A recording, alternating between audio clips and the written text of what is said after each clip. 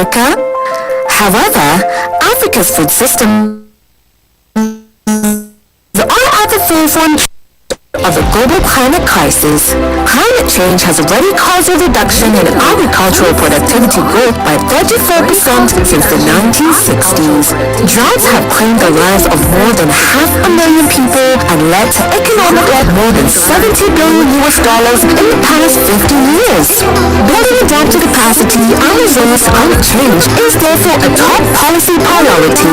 These efforts must go hand in hand with bending down the warming curve and adopting nature-based climate solutions for emission reductions such as agroforestry and sustainable land and soil management.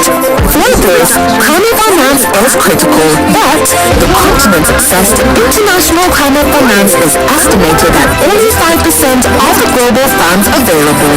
The adoption by the African Union of the 2022 Climate Change and Resilient Development Strategy and Action Plan and the 2021 Green Recovery Action Plan is evidence of the commitment to climate change adaptation. Calls have been issued for urgent action to unlock additional climate finance and to meet existing commitments that will make $100 billion available to developing countries annually. In support of global climate action and in line with its mission to promote policy innovation for inclusive food transformation in Africa, the Malabo Montpellier panel is delighted to launch its latest report on climate finance, themed Adapt, Policy Innovations to Unlock Climate Finance for Resilient Food Systems in Africa. The report takes a closer look at how African countries are stepping up and mobilizing significant resources in response to climate change. It explores a wide range of innovative financing tools and mechanisms that are being leveraged to mobilize additional finance from public and private sectors, analyzing policy and institutional innovations in Benin, Mali, Rwanda and Zimbabwe. The Malabo Montpellier panel provides examples of effective government action to leverage climate adaptation finance for food systems transformation and makes a few critical recommendations. Builds technical knowledge and capacity that straddles climate, agriculture, and finance across government, mainstream climate change adaptation and resilience building entities into policies and investment decision-making across government, develop a pipeline of bankable projects and investable adaptation plans, support locally led adaptation to ensure that interventions meet the needs of most vulnerable with sustainable impact, and scale up efforts to attract private capital for adaptation across food systems. Don't stop here. Take a deep dive into the climate finance page on our website to learn what these 4 African countries are doing right and explore lessons for the continent for vocation and scaling up. Our website to learn what these 4 African countries are doing right and explore lessons for the continent for replication and scaling up.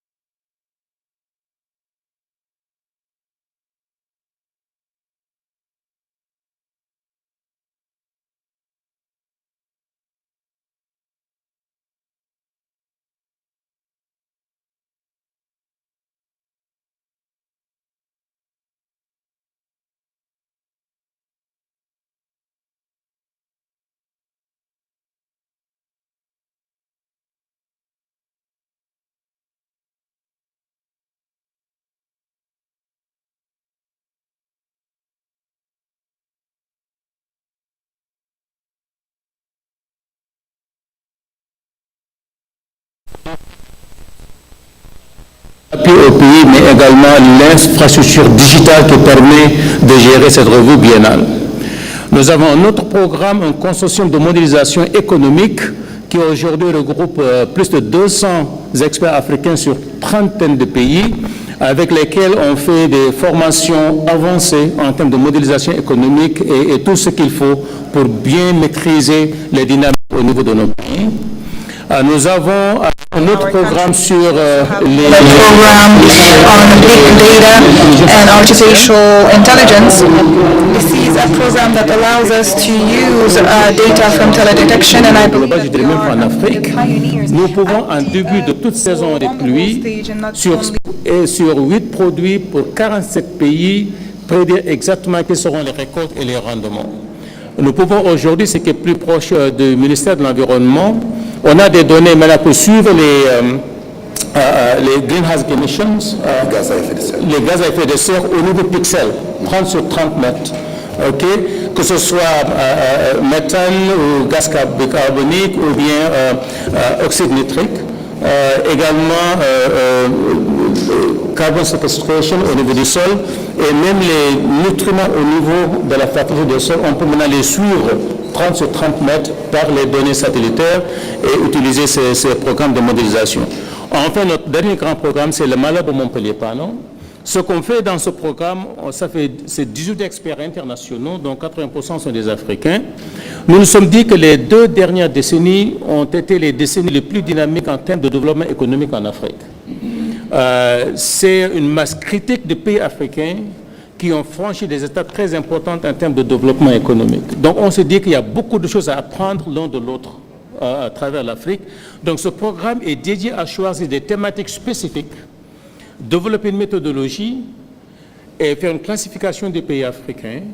On prend les 5, 6 ou 7 premiers pays, on va chez eux pour étudier l'action gouvernementale, pas les aspects techniques et les détails, mais quelles sont les actions du gouvernement qui a permis à ce pays de se positionner en pôle. Donc tout ce qui est innovation institutionnelle, tout ce qui est innovation politique et tout ce qui est programmation, c'est ce que nous étudions et c'est la synthèse du rapport que j'avais aujourd'hui dans le domaine du financement du changement climatique. Donc, je vais m'en arrêter là pour vous remercier encore, Monsieur le ministre, pour votre présence et Excellence qui est ici avec nous. Et je vais passer la parole à son Excellence, ambassadeur Assia Ben Salawi, pour son intervention. Excellence, merci.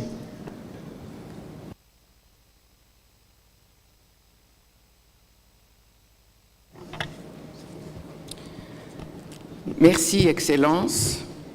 Good morning, Your Excellencies, Minister of Environment and Agriculture, Professor Von Braun, Dr. Badian, members of the Malabo Montpellier panel, representative of the African Union, representative of development partner organizations, ladies and gentlemen.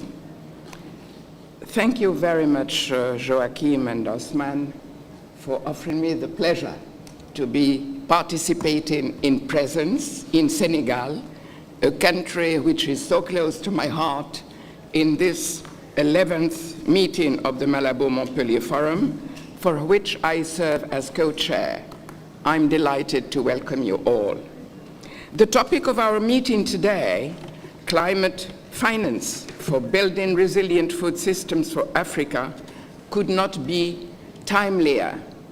And it is of particular importance after the concluded COP27 and the Biodiversity Summit, which is starting this week.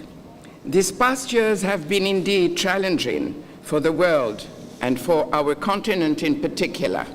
COVID-19, coupled with severe floods and droughts, several locust invasions in several African countries, and the ongoing war in Ukraine are testing our systems and resilience to withstand shocks and prolonged stress. And it has indeed seriously affected our food systems. Producer prices are lower. Challenges combined put at jeopardy decades of progress on economic development, not only in my country, but across the continent.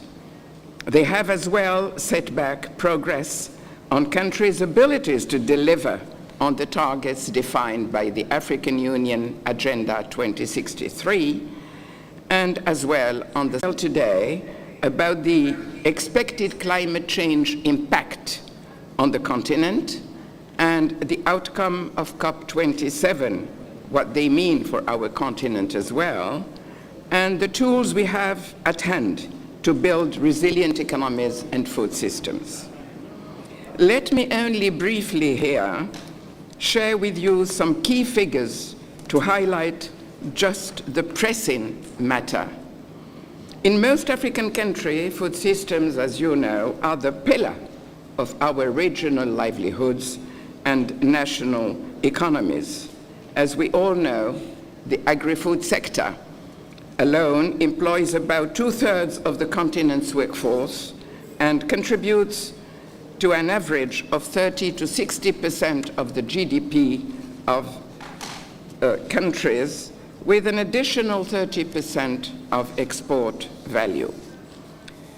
With low or non-existent and inappropriate adaptation measures, models predict that by 2100, climate change will lead to an equivalent around GDP loss in Africa of 10 to 20%.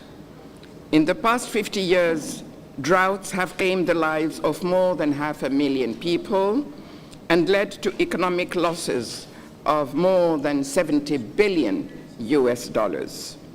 And according to the estimate, GDP per capita is on average 13.6% lower than it would be if human-caused global damage did not occur since 1991.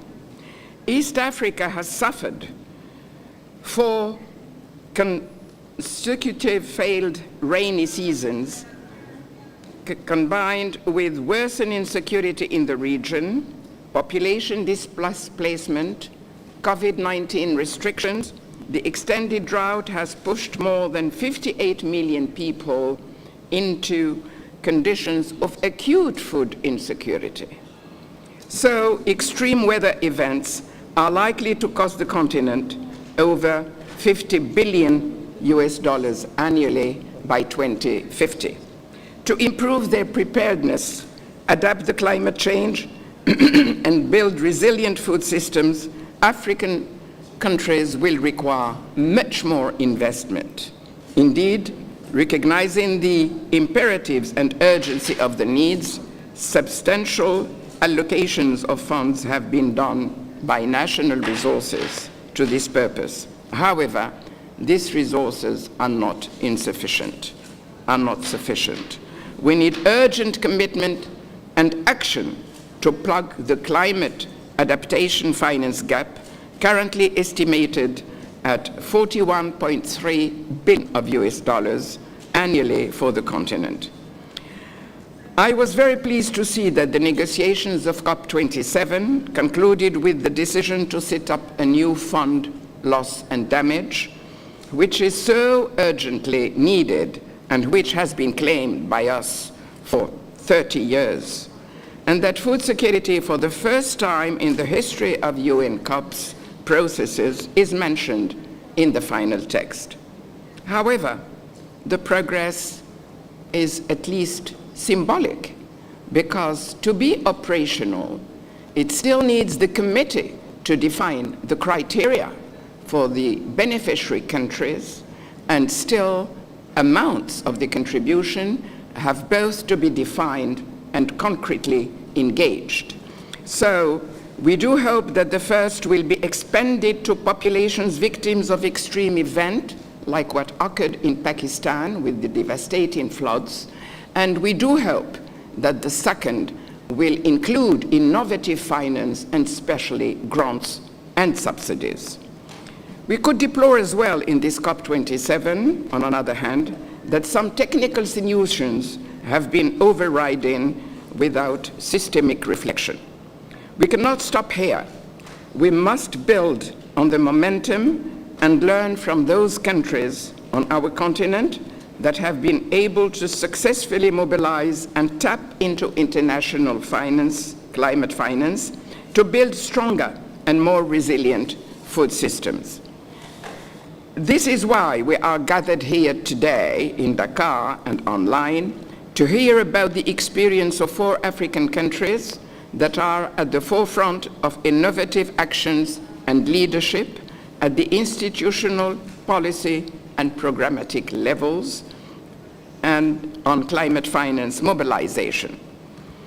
Their experience offers a wealth of lessons for replication and scaling up and out across the continent.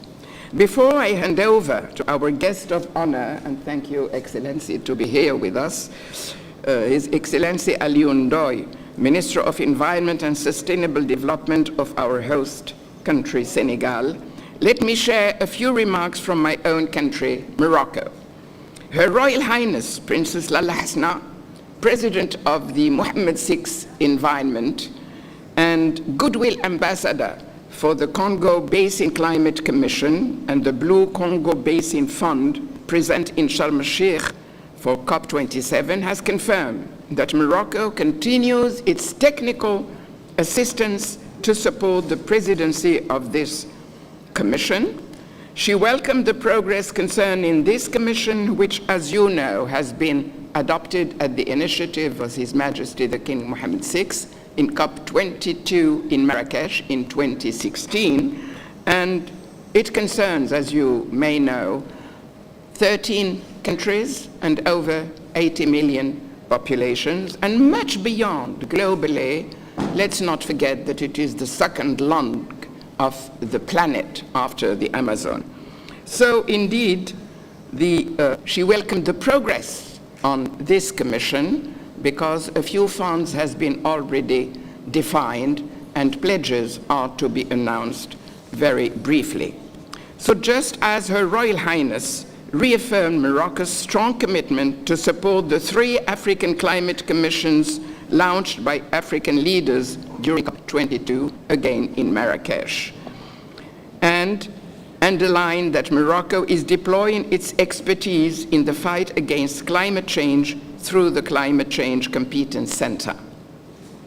I'm delighted as well to close with the last point about Morocco, that it was ranked 7th in the recently published Climate Change Performance Index, and we ranked particularly high on climate policy, even if mitigation keeps to be the main focus for the moment. We will later hear from Mr. Abdelkrim Ariba. I hope he's around. I have not met him. Did he come? He will be joining on other initiatives about Morocco. So I very much look forward to the deliberations today and to learning from our colleagues from across the continent and representing a variety of stakeholders. I wish us all a fruitful dialogue and exchange at this forum. Thank you very much for your patience, and Excellency, it's up to you now if you want to take the floor. Merci beaucoup, s'il vous plaît. Excellence. Merci beaucoup, Excellence. Le ministre de l'Agriculture,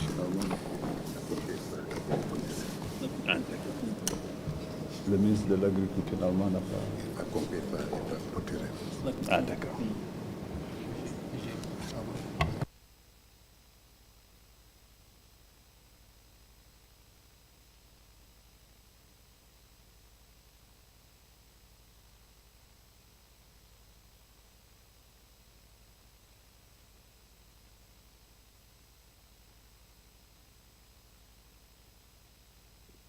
Désolé.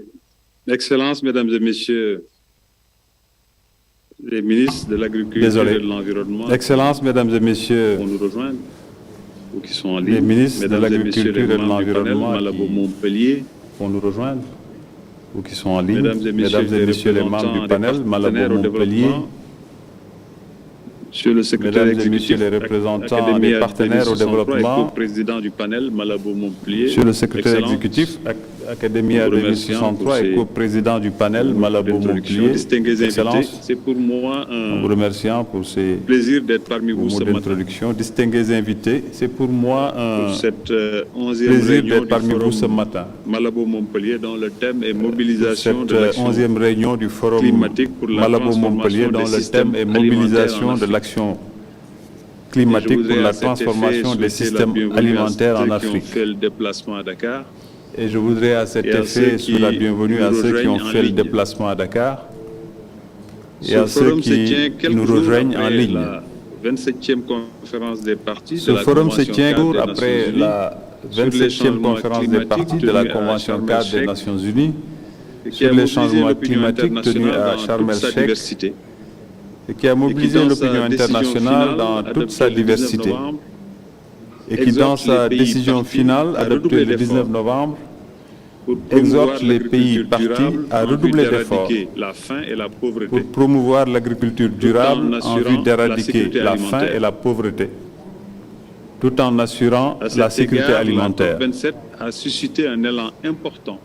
À cet égard, la COP27 a suscité un élan important pour l'adaptation et mis l'accent sur la vulnérabilité particulière de nos systèmes alimentaires.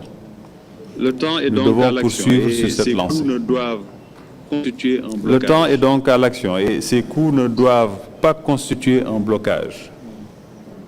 Sans un investissement urgent dans l'adaptation au climat, les pays de la région du Sahel risquent de connaître des décennies de conflits armés et de déplacements exacerbés par la hausse des températures, la pénurie de ressources et l'insécurité alimentaire.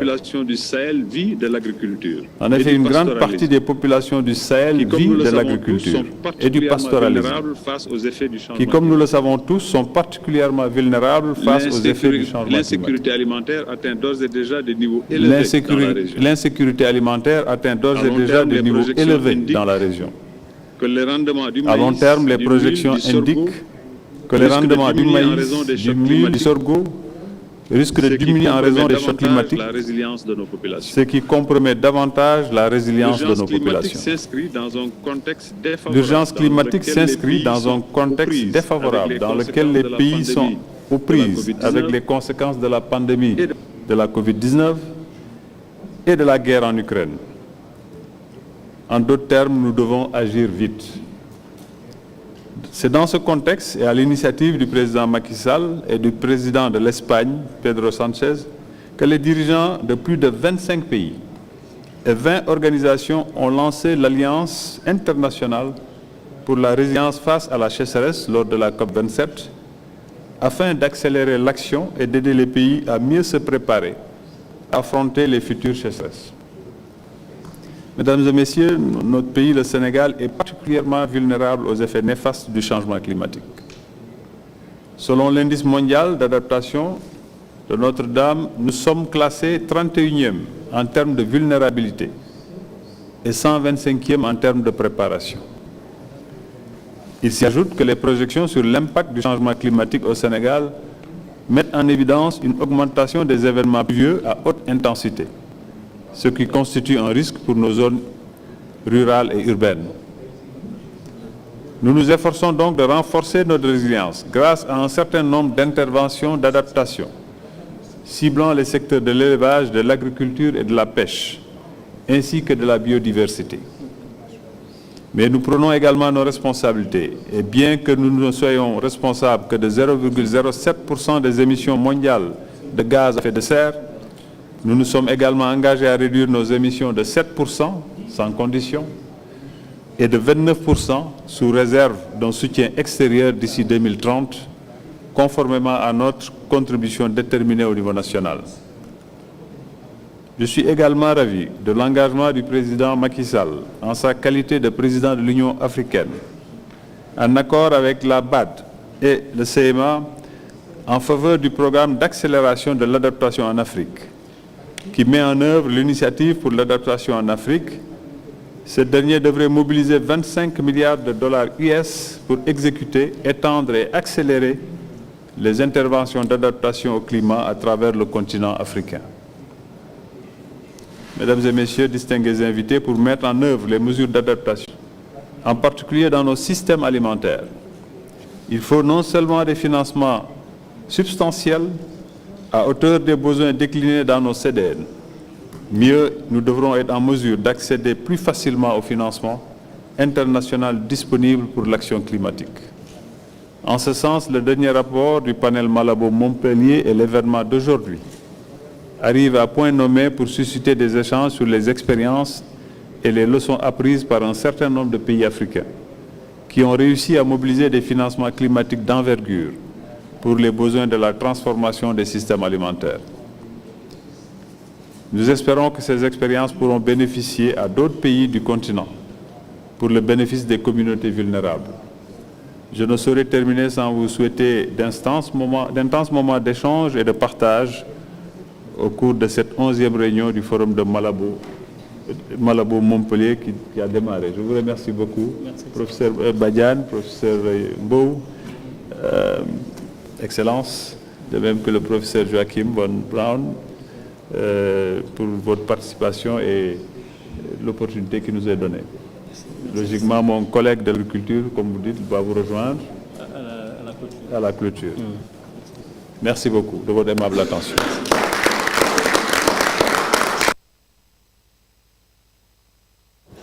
Merci beaucoup à nos invités d'honneur pour ce mot d'ouverture.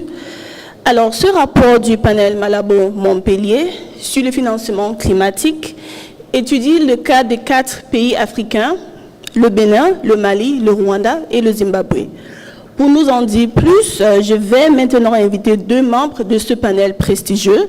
So you got it right. We are now moving on to discuss the report in detail. And to do this, we have 2 of our panel members here. Dr. Debisi Araba, who is a member of the Malabo Montpellier panel and visiting researcher at Imperial College London, and Dr. Dorothy Okello, who is of the Faculty of Engineering at the University of Makerere, and equally member of the Malabo Montpellier panel. We will begin with Dr. Araba. Over to you, sir. Thank you very much, Dr. Butaki. I stand on existing protocols. I welcome everyone in the room and joining us online. We thank you for joining us for the presentation of our 11th Malabo Montpellier Forum. I will walk us through the rationale behind and the justification for the publication of this report, and my colleague Professor Okello will then speak specifically about the 4 case studies and the country case studies. Next slide, please. Next. Okay. So we've heard from the distinguished speakers about the UN FCCC COP27 meeting that was just concluded in Sharm el-Sheikh, where for the first time agriculture and food systems were integrated into the frameworks. We know that Africa's food systems are at the forefront of the global climate crisis. A lot of the sector is highly vulnerable with very low adaptive capacity. And that leads to, of course, a disastrous fatal consequences, not just for Africa, but for the rest of the world. Extreme weather events and slow onset changes are causing a reduction in agriculture yields and productivity, but also the nutritional content of food. As we see higher concentrations of carbon in the atmosphere is leading to less capacity for crops to absorb nutrients from the soil. Now, this reduction in agriculture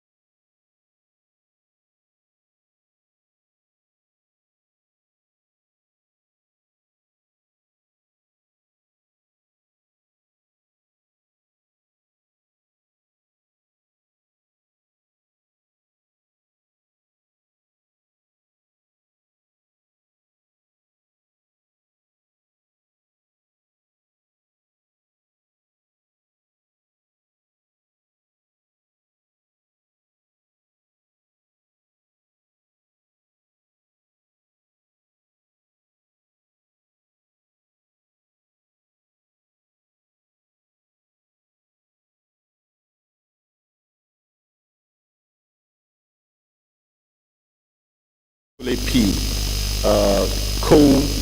led by the African Development Bank, supported by the Global Center on Adaptation. This comes out of the Africa Adaptation Acceleration Initiative that was agreed by African heads of states in 2015.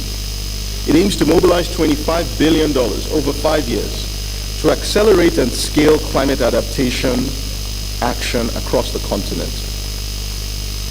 The AAAP works on the following 4 bold pillars. The first is climate smart digital technologies for agriculture and food security. The second is the Africa Infrastructure Resilience Accelerator pillar. The third is the Youth Empowerment for Entrepreneurship and Job Creations pillar.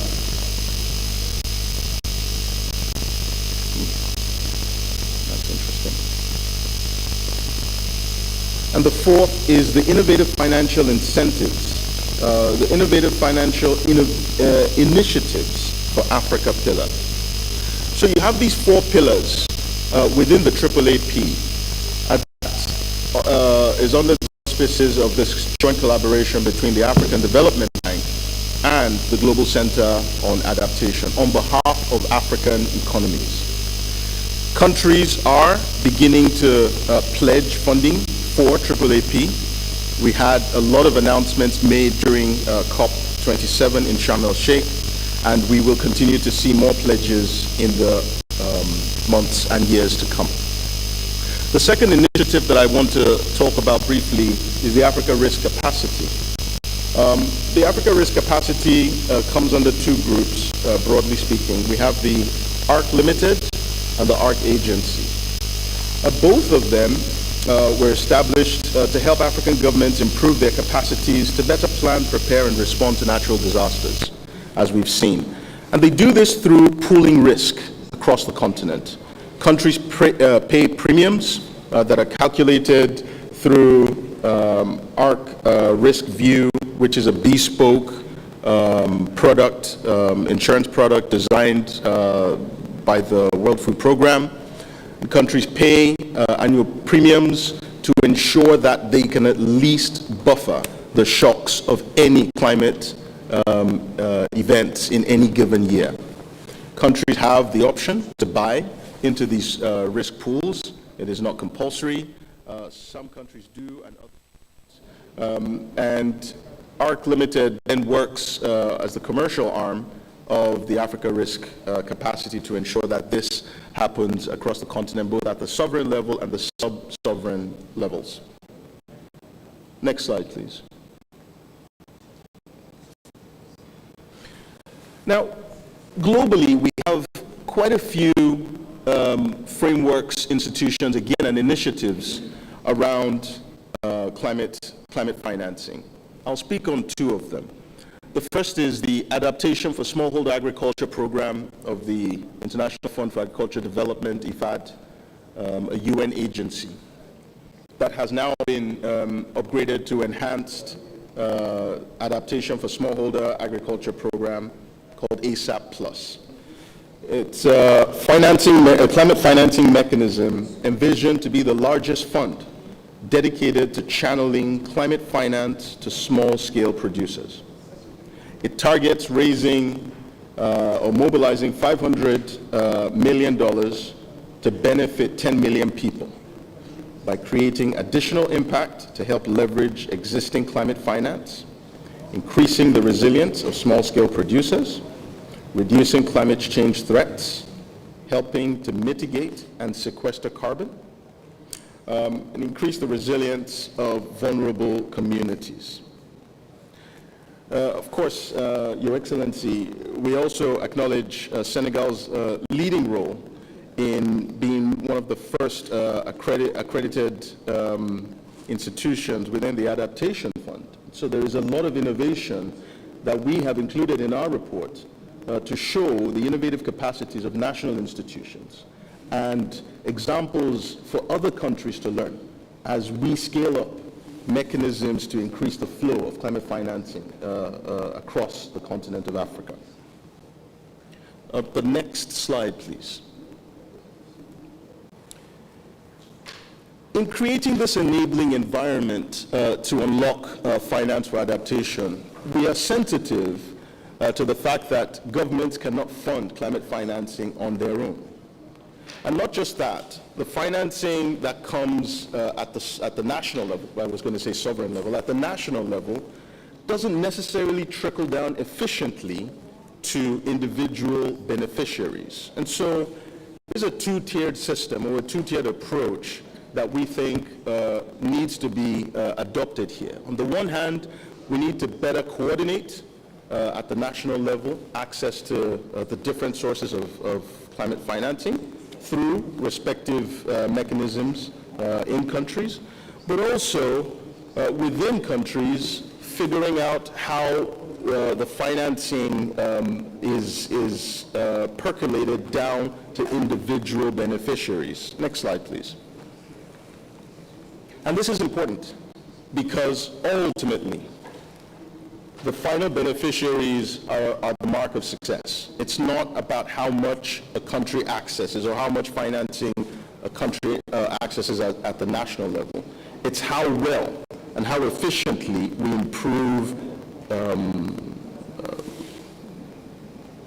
we improve resilience at the individual level, not just at the national level. The next slide, please. We have quite a few lessons from the report, and we invite everyone who is attending to access the information. The resources are available online for free. It is important for us to critique, aggregate, and disseminate information based on evidence. We need data, and digital solutions. It is important that we leverage these technologies to scale up access to finance, both beginning, I would say, at the individual level, but also aggregated at the national level. We need more financing targeted at research to improve our knowledge of what is going on within countries, between countries, at the individual level, household level, landscape level, national level. Of course, we need constant monitoring and evaluation, because this is not a silver bullet situation. We are going to have to revise our strategies as new knowledge and new information, new insights continue to come out. And we welcome the efforts of national governments to ensure that Africa has a fighting chance to build resilience to climate change. This is an evolving scenario, evolving target. No one could have predicted, Your Excellency, the COVID crisis. No one could have predicted the conflict between Russia and Ukraine, but we still have to deal with these things. And not just that, national governments have limited budgets. You don't have a money tree to keep printing money to address all challenges. And so we need the public sector, private sector, international financial institutions to collaborate. And so we are looking towards national governments for leadership in preferring solutions.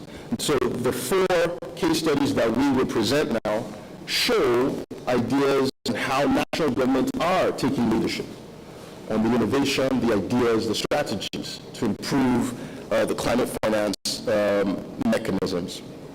I will now hand over to my colleague, Professor Okello, to take us through. Okay. Thank you, Dr. Adaptation, for your part of the presentation that gives a good segue into sharing the experiences from the 4 countries. But before I start, allow me to also greet everyone. Good morning, and welcome all of you who are here present in the room and online. So I'll step through and share with you the experiences from 4 African countries, starting off by sharing the methodology under which these were selected and giving high-level summaries of each of these countries. Thankfully, we have representatives from each of these countries, so when we get to the discussion part, I will lean on them heavily to share live experience. And then I'll conclude with recommendations that we make going forward. Next slide, please.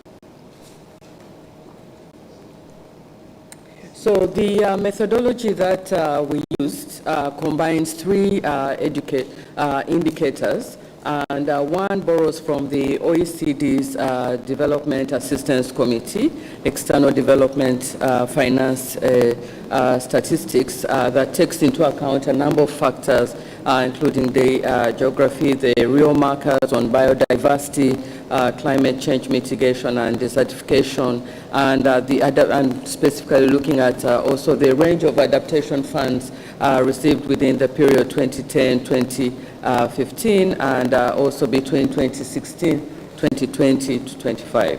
Also looking into the indicators from the Notre Dame Global Index on the Global Adaptation Initiative that looks at current vulnerability to climate disruptions, with an emphasis on sectors such as food, water, health, ecosystems, the human habitat, and infrastructure, really looking at what are the vulnerability indicators for 2020. Next slide, please. And in terms of selection then for the countries, the issue was looking at what are the country credit ratings, and here there were two dimensions that, okay, thank you, all right, thank you. Two dimensions, really the governance and credit rating that takes into account the political stability and lack of conflicts, lack of corruption, rule of law, regulatory quality, each of these. And so the four countries that we looked at were to provide an in-depth review of the policy and institutional frameworks and innovations, as well as the interventions that is driving progress in each of these countries. And here we see that we had two countries that were rated highly vulnerable and with high country credit ratings according to the metrics that we used, and this is Benin and Rwanda. But then also we looked at highly vulnerable but low country credit ratings, and in this case we have Mali and Zimbabwe as examples to show of what is happening at both spectrums in this space. So starting off with Benin, in summary, Benin's approach has been one towards capacity building and a bottom-up approach. So they have launched a number of initiatives. For example, the National Fund for Environment and Climate Change that was established in 2013 and capitalized using eco-taxes. So it's accredited with the Green Climate Fund, with the Adaptation Fund, which also represents an opportunity for it to mobilize climate finance. In addition, since 2015, this national fund has actually disbursed up to $1.7 million to climate change adaptation and mitigation projects through various calls for proposals. So in addition to the fund, there has been also significant investing in capacity building and research evidence, and this is led particularly by the Partnership and Expertise Center for Development that provides capacity building support for sustainable development. And in this way, it supports government efforts in climate adaptation and mitigation by providing research evidence and guidance so as to inform climate policies and strategies. The NAP, the National Action Plan, also estimates that the adaptation would need about $4.3 billion by 2030, including $377 million specifically for adaptation in the agricultural sector, for insurance products, and also for the dissemination of climate change, climate smart agricultural technologies, and the uptake of climate smart practices, including quality seeds and post-harvest losses and handling. And as my colleague shared, data then becomes even more of a king in this respect. And what Benin has done is ensuring, including a budget for this as well. In addition, Benin was the first country in Africa to pilot the local climate adaptive living or local facility.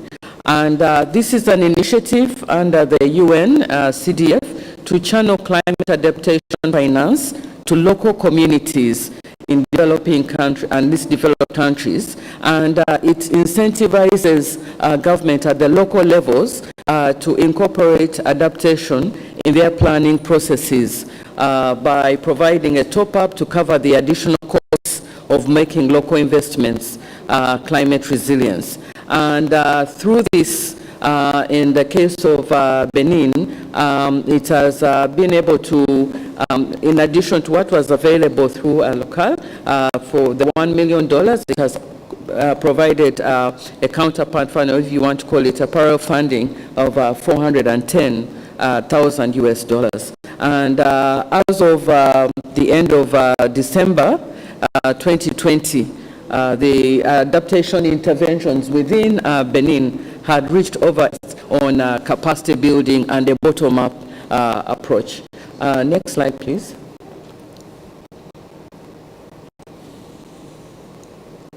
Okay. So next we look at the case of Mali, which has taken a different approach to this. So in the case of Mali, what they've done is centralized the ports and sources of finance for adaptation. And Mali had has already experienced an increase in the frequency and intensity of both floods and droughts. And so it's one of the most vulnerable countries thereof on the continent. And combined with challenging political environment, this does then create additional pressures. However, in spite of that, Mali is actually doing reasonably well in mobilizing finance, and it has received commitments of nearly $555 million US in bilateral, multilateral, and private sector funds for adaptation between 2011 and 2020. So Mali took the position of a centralized approach, as I've mentioned, and since 2019, a dedicated climate budget was created, and it's part of the Mali's strategic framework for economic recovery and sustainable development. The Mali Climate Fund provides a centralized port for channeling finance, and it was established in partnership with UNDP and financed by annual contributions from Sweden and Norway. The fund is tasked with mobilizing domestic and international, as well as public and private finance. And key focus areas for disbursements from this fund include the development and protection of water resources, irrigation and agriculture, particularly within communities that are faced with increasing water scarcity. It's also focused on the introduction of soil conservation. It's looking at drought-resistant seeds, improved livestock management, as well as fostering diversification of livelihoods to improve the resilience of vulnerable households. In addition, we have in Mali the Mali Climate Change Adaptation activity, and this is a $12.6 million US dollars project that is to create community-based systems to respond to climate change. And this project increases vulnerable groups' access to accurate and timely climate data, as well as their understanding of how to use it. And it integrates climate data into local government planning, and in this case, 42 municipalities within Mali have actually adopted local development plans that have been climate-proofed through this project. So in the case of Mali, we see that, yes, while you have a centralized or a top-level decision on this, you still also have the community actions community level actions happening at the same time. And with Mali's recent political history, as well as the extensive work being done by development partners, there is actually significant opportunity for cross-learning between disaster management, post-conflict recovery, and resilience in Mali as a country. Okay, next slide, please. So we get closer to my home. So we have Rwanda now, and Rwanda basically has taken an approach of greening its way to Vision 2050.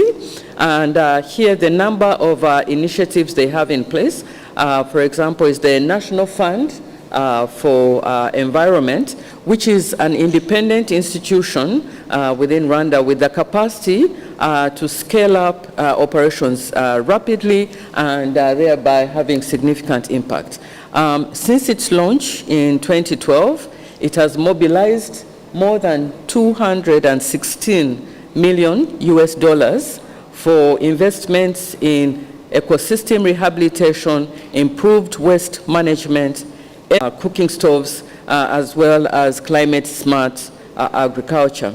So the fund is currently undergoing a refresh, which will see it deploy a new resource mobilization strategy, in which the strategy shifts focus from a purely demand-led approach to one that combines both demand and supply interests, which means that it will be also able to mobilize even more money for environmental and climate initiatives. The new strategy for the National Fund also requires that 30% of the total funds will target innovative private sector investments, while 15% will target civil society groups working with vulnerable communities, thereby leveraging the funds with more from the private sector and the donors, and again providing another example of how you have your national initiatives, but also working all the way down to the local communities.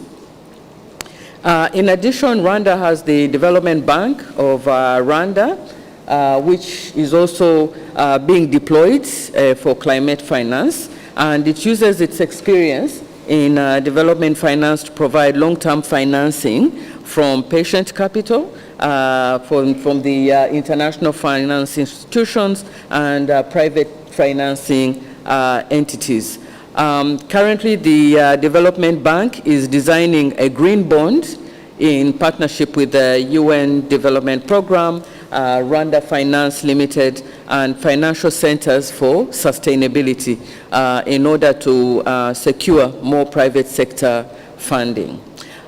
In addition to leveraging international finance, Rwanda is also investing in optimizing the use of national resources to deliver climate benefits too. And through this, mainstreaming by REMA is a key method doing this. And indeed, in 2020, REMA launched a groundbreaking project to strengthen the technical and institutional capacities of government, private sector, as well as the communities to plan, fund, implement, and monitor climate change adaptation initiatives.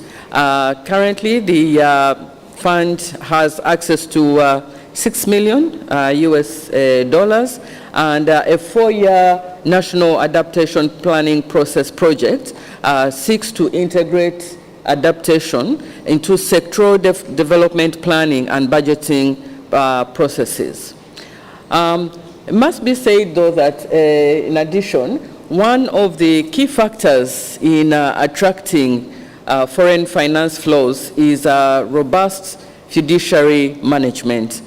So this is one of the strong pillars in the case of Rwanda, and they have been very keen on restoring and modernizing Rwanda's public financial management systems over the last 25 years. They have the Mine Coffin entity, which is in place to oversee steady improvements in financial integrity, institutional capacity, transparency, and accountability by instituting new processes and systems such as centralized budgeting. All of these are geared towards increasing the attractiveness of Rwanda as a country, as a destination for climate finance. And the case study, once you access the book as we do, the report as we do encourage you to do, provides several other insights in the developments in Rwanda's policy and programmatic aspects of climate finance. Okay, next slide, please. And then we have Zimbabwe.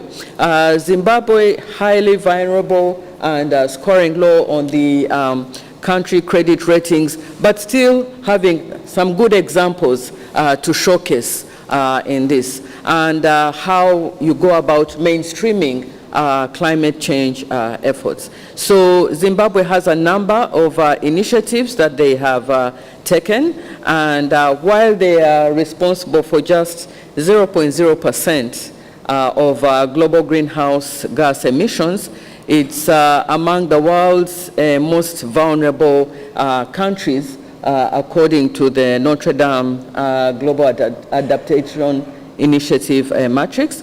And this combination of being highly vulnerable, as I shared earlier, and its low readiness score means that Zimbabwe is actually in great need for investments as well as innovations to improve readiness, as well as having a great urgency for action. And so currently Zimbabwe's climate adaptation efforts in food systems are centered on reducing smallholder farmers' vulnerability, and the government has initiated a number of institutional and policy reforms to attract and mobilize climate finance. So in this case, we have the ministry that's leading on climate policy is the Ministry of Environment, Climate, Tourism, and Hospitality Industry. And what in particular stands out for us is the Climate Change Management Department. So this department was established in 2013 when the ministry was merged with you had Environment and Natural Resources Management together with the Ministry of Water Resources Planning and Development. So as climate change is a cross-cutting issue, this department for climate change management is responsible for coordinating the mainstreaming of climate change across sectors and sub-national administration for a focused address of this challenge by Zimbabwe. So in this respect, the department leads climate policy development as well as implementation. It also promotes best practices in climate change adaptation and mitigation strategies, as well as providing technical guidance to other national institutions engaged in addressing climate impacts. In addition, the department, consistent with Zimbabwe's national climate policy, oversees the government's plan to promote a bottom-up approach led by local authorities and communities in decision-making roles alongside the participation of civil society organizations and the private sector. The department also engages with senior government officials to develop a legislative framework for operationalization of the national adaptation strategies and plans. And it is the national designated authority for the country in the global UN discussions. The government of Zimbabwe also mandates all ministries, departments, and agencies to embrace climate change actions by ensuring that they include climate adaptation in all their programming. Through the budget circular call in 2021, the Ministry of Finance and Economic Development called for the mainstreaming of climate change mitigation and adaptation measures in all projects and programs. And the Zimbabwe's Vision 2030 also considers climate actions as fundamental to achieving desired economic growth and calls for the mainstreaming of climate change adaptation. So can see that as a country, there is a really focused effort to embrace climate change across the entire sectors, government from the top and as well from the private sector, the communities and civil society. In addition, Zimbabwe stands out for its commitment to raising awareness of climate change, even through the education system. And moreover, the government also works towards building the capacity of government agencies and representatives to allow the integration of climate change adaptation planning and finance mobilization across the ministries. So it's not a siloed approach to this. This is a cross-cutting or a mainstreamed opportunity. Simultaneously, the private sector is also increasingly engaged, and there's an active role for the private sector in addressing climate change. For example, the Confederation of Zimbabwe Industries and the Business Council for Sustainable Development, both private sector, are supported by UNDP as well as the ILO, the International Labour Organization, to increase awareness of climate change and promote the adaptation of the adoption of clean technologies. And so, as an example, the programming of resources increased thereafter from 72 million in 2019 to 121 million in 2021. Finally, the Green Climate Fund country program, of which Zimbabwe is part, outlines the national climate change priorities and presents a strategy for engagement given the country's climate change vulnerabilities and its vision for transitioning into a low-carbon, climate-resilient development pathway. So these are a number of the initiatives that Zimbabwe has taken on, and I will direct you to the report in the interest of time.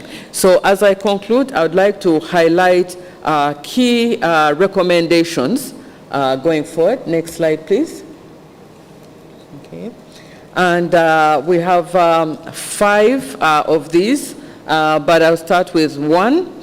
There is need to systematically align the food and climate agendas, and the country's commitments from the UN Food System Summits, as well as CADEP, both provide important entry points for refining climate change adaptation action in countries' national and international communities for building resilient food systems. So within that, there is also need, therefore, to build the technical knowledge and capacity that straddles climate, agriculture, and finance across the government, and must include as well the capacity to interpret climate risk and vulnerability data, draft comprehensive adaptation and climate investment plans, as well as insurance systems, and also address the skills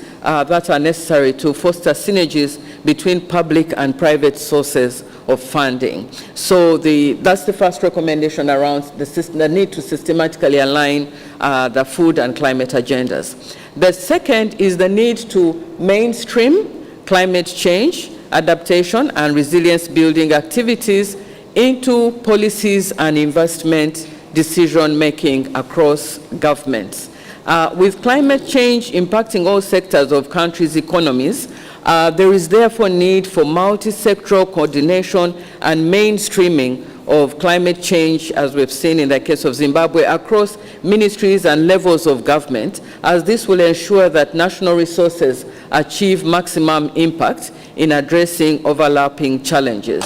So this would include, related to that would be the development of a pipeline of bankable projects, focused on food systems and related infrastructures, and supported by investable adaptation plans that articulate the needs, the costs, the responsibilities, the roles, and incentive structures, as well as the return on investments.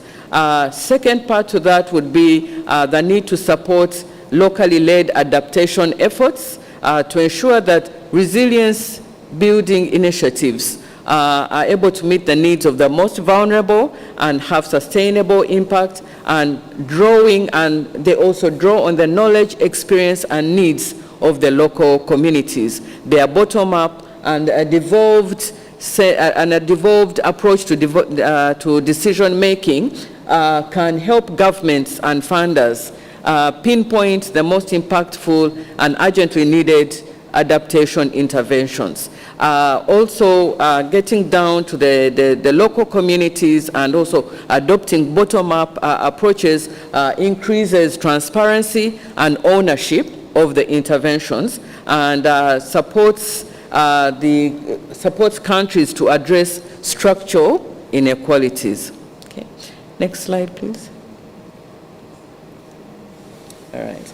So the third recommendation is addressing the need to scale up efforts to attract private capital for adaptation across the food systems. And in this, we are recommending the need to build on existing efforts to tap international and deepen local capital markets, improve the business climate, develop robust public financial management systems. Indeed, there is a substantial opportunity to stimulate greater blended finance, unlocking the flow of commercial capital towards adaptation in Africa's food systems. The food systems are particularly conducive to blended finance solutions because they are exposed to considerable fluxes in production, in markets, and as well as the enabling environment. And also because investors will often perceive risks to be greater than they actually are. And so the need for us to have a scale up, therefore, in efforts for attracting private capital. Fourth is the need to design reliable tracking mechanisms and simple digital tools that capitalize on the data that Dr. Debesi mentioned to record climate finance flows at the national level. The poor quality and quantity of data on climate finance flows is a global concern.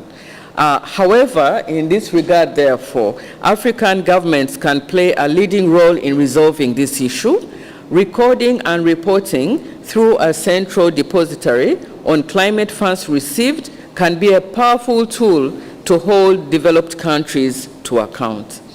The fifth recommendation that we make in terms of our action agenda is to streamline, coordinate, and rationalize policies at donor institutions so as to unlock opportunities for recipient countries to access more and better finance. This can be facilitated by the creation of a central repository that provides information on sources as well as availability of climate finance. And donor institutions can also draw upon the experience of other multilateral partnerships such as the Global Alliance for Vaccines and Immunizations, Gavi, which is designed to provide greater flexibility based on the recipient country context, and it builds on existing national structures rather than requiring new platforms for each funder. So with that, I'd like to invite you all, last slide, please. Yes. Yeah, so I've tried to go really quickly, sharing with you from our 4 case studies, the 4 countries, and the recommendations that we draw out from each of these. And last is really to encourage you to, I wanted to encourage you to look at the various reports that have come through from the panel, because these also help complement the recommendations that we propose in terms of addressing climate finance. Thank you all for your attention.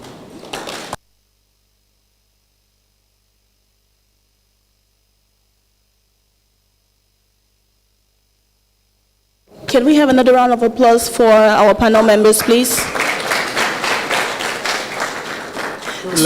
Just a break so that His Excellency can then leave now and we continue with the Q&A. Wonderful. Okay, thank you. So the minister has to leave now, so we'll take a short break. Merci, Monsieur le Ministre. Thank you very much.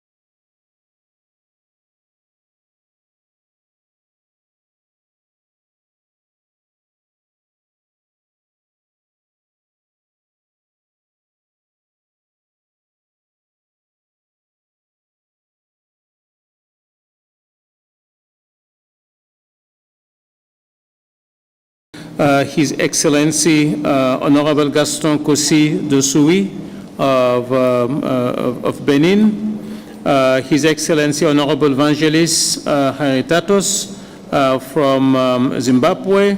We are happy to have with us Mr. Abdel Karim Ariba from Morocco, Ms. Lucy Nyurenda, Chief of Policy Advisory Services of African Risk Capacity. And I think we also have Ms. Brenda from Green Finance Direction, Motoni from Green, okay. So thank you very much, all of you, for taking the time to join us. I'm going to hand over now to Professor Sheikh Mbow, Executive Director of the Climate Environmental Research Center of Senegal. Sheikh, the floor is yours. Thank you. Thank you so much, Mr. Bajan. We will have roughly 1 hour and a half to go through this high-level panel, and we thank everyone who confirmed to be with us this afternoon. So we have a number of important points to go through, and I would, without further ado, after the introduction by Mr. Bajan, address a question to Honorable Minister Gaston Kossi Dossoui, Minister of Agriculture and Livestock and Fisheries in Benin. Bonsoir, Monsieur le Ministre. Monsieur le Ministre, vous nous recevez?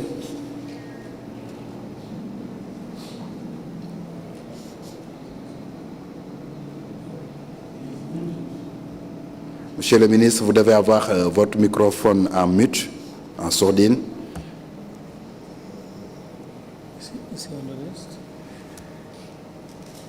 Très bien, en attendant de résoudre ce problème technique, peut-être qu'il faut qu'on passe avec M. Patrick Correra, le secrétaire permanent du ministère de l'Environnement du Rwanda.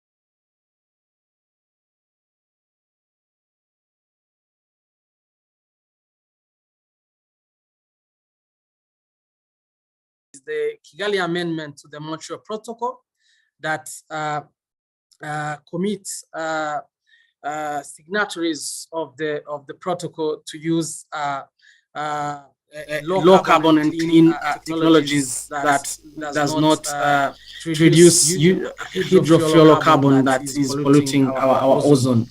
So in Rwanda, the institutional coordination, as you rightly mentioned, moderator, we found that it was very hard to approach the resource mobilization in silos, meaning having different ministries, having different funds, mobilizing this without a dedicated, really climate facility and capabilities. This is why in 2012 we established the Rwanda's Green Fund, or what is called FONERWA.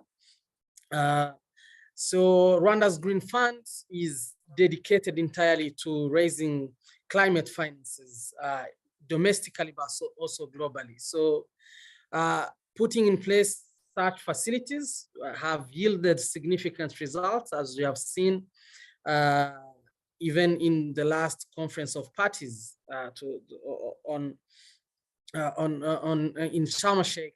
We managed to create a private facility under Rwanda's Green Fund that will look at investments that goes into adaptation.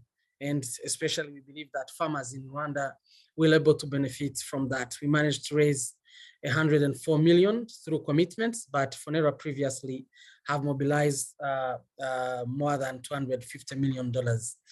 So, but having a fund itself is not really enough. You need also to create a legal framework that makes sure that domestic resources, this includes fees, levies, and revenues that come from environmental protection are deposited into such a facility to make sure that it supports different climate initiatives. You need also to build a national framework that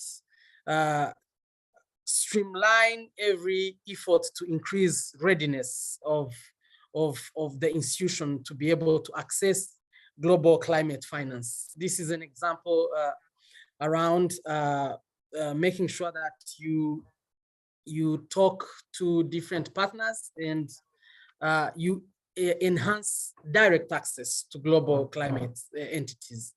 When you look at the landscape that we have, especially in the global south, we are still underfunded with regards to the level of impact and to the climate shock. Therefore, there is a need to have a direct access. We are definitely working with the Green Climate Fund, and thank you for all that supported our motion to have this particular meeting happening in Africa, happening in Rwanda. We expect to have different accredited entities in July 2023 during the board meeting of the Green Climate Fund. But GCF is one of the entity. We have also the Adaptation Fund, the Climate Investment Fund. These are all good opportunities. So ensuring that access is very key. Thank you. Thank you so much, Patrick, for this really insightful comments on how Rwanda is dealing with green finance through the FONERWA and the targeting of sectors in energy, agriculture, storage, and how you strategy, which has been really, really outstanding. Thank you so much. I want to check at this stage if Mr. Honorable Gaston Kossi Dusuhu, Minister of Agriculture in Benin, is on the stage. If you can say something so we can hear you. J'étais en train de parler en anglais. Monsieur le ministre, honorable Excellence, Monsieur le ministre Gaston Kossi Dusuhu, est-ce que vous êtes en ligne et vous êtes audible? Allô? Vous pouvez dire quelque chose sur votre microphone, comme ça on va. Allô, est-ce que vous m'entendez?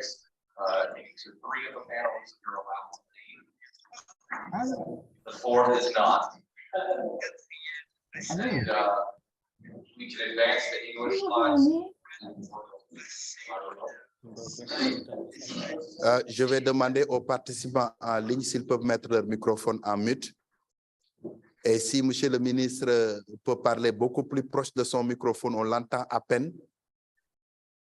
Et donc, on reviendra à vous, Monsieur le ministre, tout à l'heure. Donc, pour saisir vos idées sur cette question qui nous unit aujourd'hui.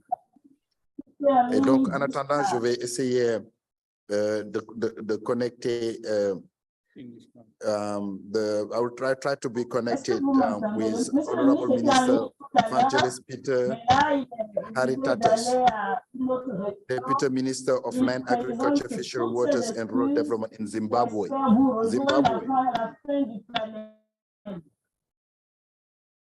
Good afternoon. Zimbabwe. Good afternoon to you. Good afternoon. How are you, sir? We are very well in Zimbabwe. How is Senegal? So we'll try to raise your voice on our side, but if you can get closer to your microphone, it will be much better for the hearing. Do you hear us loud and clear? Loud and clear.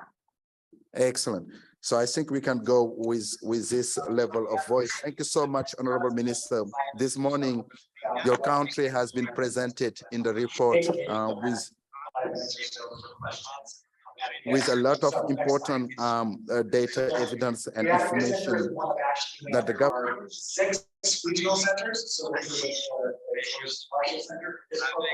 There are 5.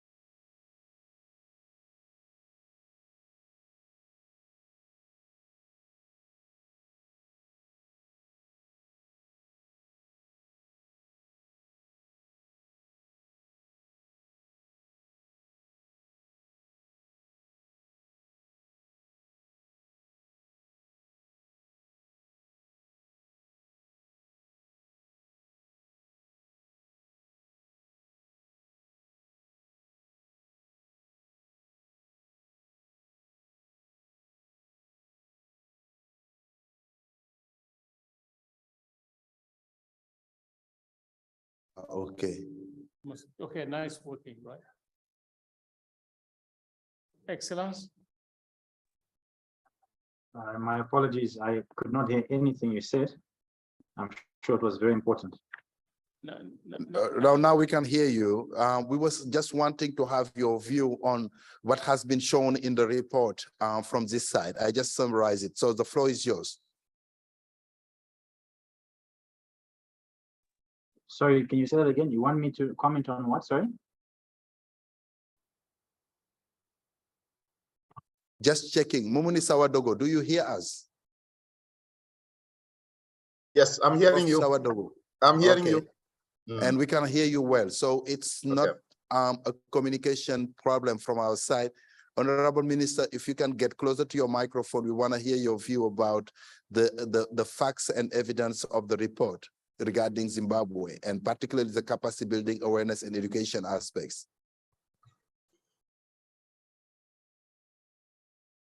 My sincere apologies. I do not have today's report anywhere near me. I can definitely comment in general, but I'm sure you want something specific. I do not. Exactly. No, we want general comments and your view on how Zimbabwe has done climate change awareness, education, and outreach. Understood. Thank you. Yeah, I will comment generally. There's no problem with that. Just to recognize your excellencies here present and fellow panelists and ladies and gentlemen, in Zimbabwe, we recognize what we call the triple C's as a threat to our country, and that is conflict, COVID-19, and the worst of the three is obviously climate change. Climate change induced shocks such as droughts, floods, Prolonged dry spells have severely affected our agricultural production in Zimbabwe, and in so doing also affected our productivity. So agriculture, as you know, is the backbone of the Zimbabwean economy. It's the backbone of many African economies, and our country's development is certainly anchored on this sector. So in order to raise climate change awareness, our government, through key ministries, such as the Ministry of Environment, our ministry, the Ministry of Lands, Agriculture, Fisheries, Water, and Rural Development, as well as the Ministry of Higher and Tertiary Education, Innovation, Science, and Technology, have rolled out an education training as well as awareness campaigns to educate and develop capacity within our farmers with necessary knowledge, attitudes, as skills to enable them to adopt to climate change and innovations, so as to build resilience and reduce the damage of unsustainable agricultural practices on the environment. Educating the nation on climate change was certainly an important step taken by the government, as the climate change agenda was mainstreamed in education curriculums across Zimbabwe's tertiary institutions. I'd like to say furthermore, the government of Zimbabwe launched the Education 5.0, which is a curriculum centered on a problem solving and value creation. My ministry has also made great strides in training as well as education of extension workers and smallholder farmers to adopt climate smart agricultural practices and climate smart technologies at large. This was done firstly through the capacitation of extension workers with the state-of-the-art technologies such as tablets and pH soil sampling equipment to improve the effectiveness as well as the service delivery. Secondly, we have over 6,000 extension workers under my ministry, and we have trained a whopping 2.7 million smallholder farmers on our Fumvudza and Twasa program, which is what we call it, anchored on climate smart agricultural practices such as agriculture, conservation agriculture rather. This concept has been proven successful in preserving the environment through minimal soil disturbance and ensuring that our farmers produce good yields. So we have touched on production, we've also touched on productivity, and most importantly, since farming is a business, we've touched on the profitability of our farmers. I thank you. Thank you so much, Honorable. I think you say more than what we could see in the report in the way you are deploying climate smart technology, service delivery, but the training of trainers and how you reach out to farmers to adopt climate smart options. This is absolutely important aspect that many countries would love to know more about. And we are very pleased that you shared this experience with us. We will eventually come back to you as we continue to our list of panelists. Thank you so much for your time, Honorable, and we will be back to you before the end of this session for takeaway message from your side. Thank you so much. So at this stage, I want to test, je vais essayer encore de retourner au Bénin pour voir si honorable, enfin, on ne dit pas honorable ministre en français, on dit Excellence Monsieur le ministre Gaston Kossi Dossouhoui, ministre de l'Agriculture, de l'Élevage et des Pêches. Vous pouvez nous entendre, Monsieur le ministre?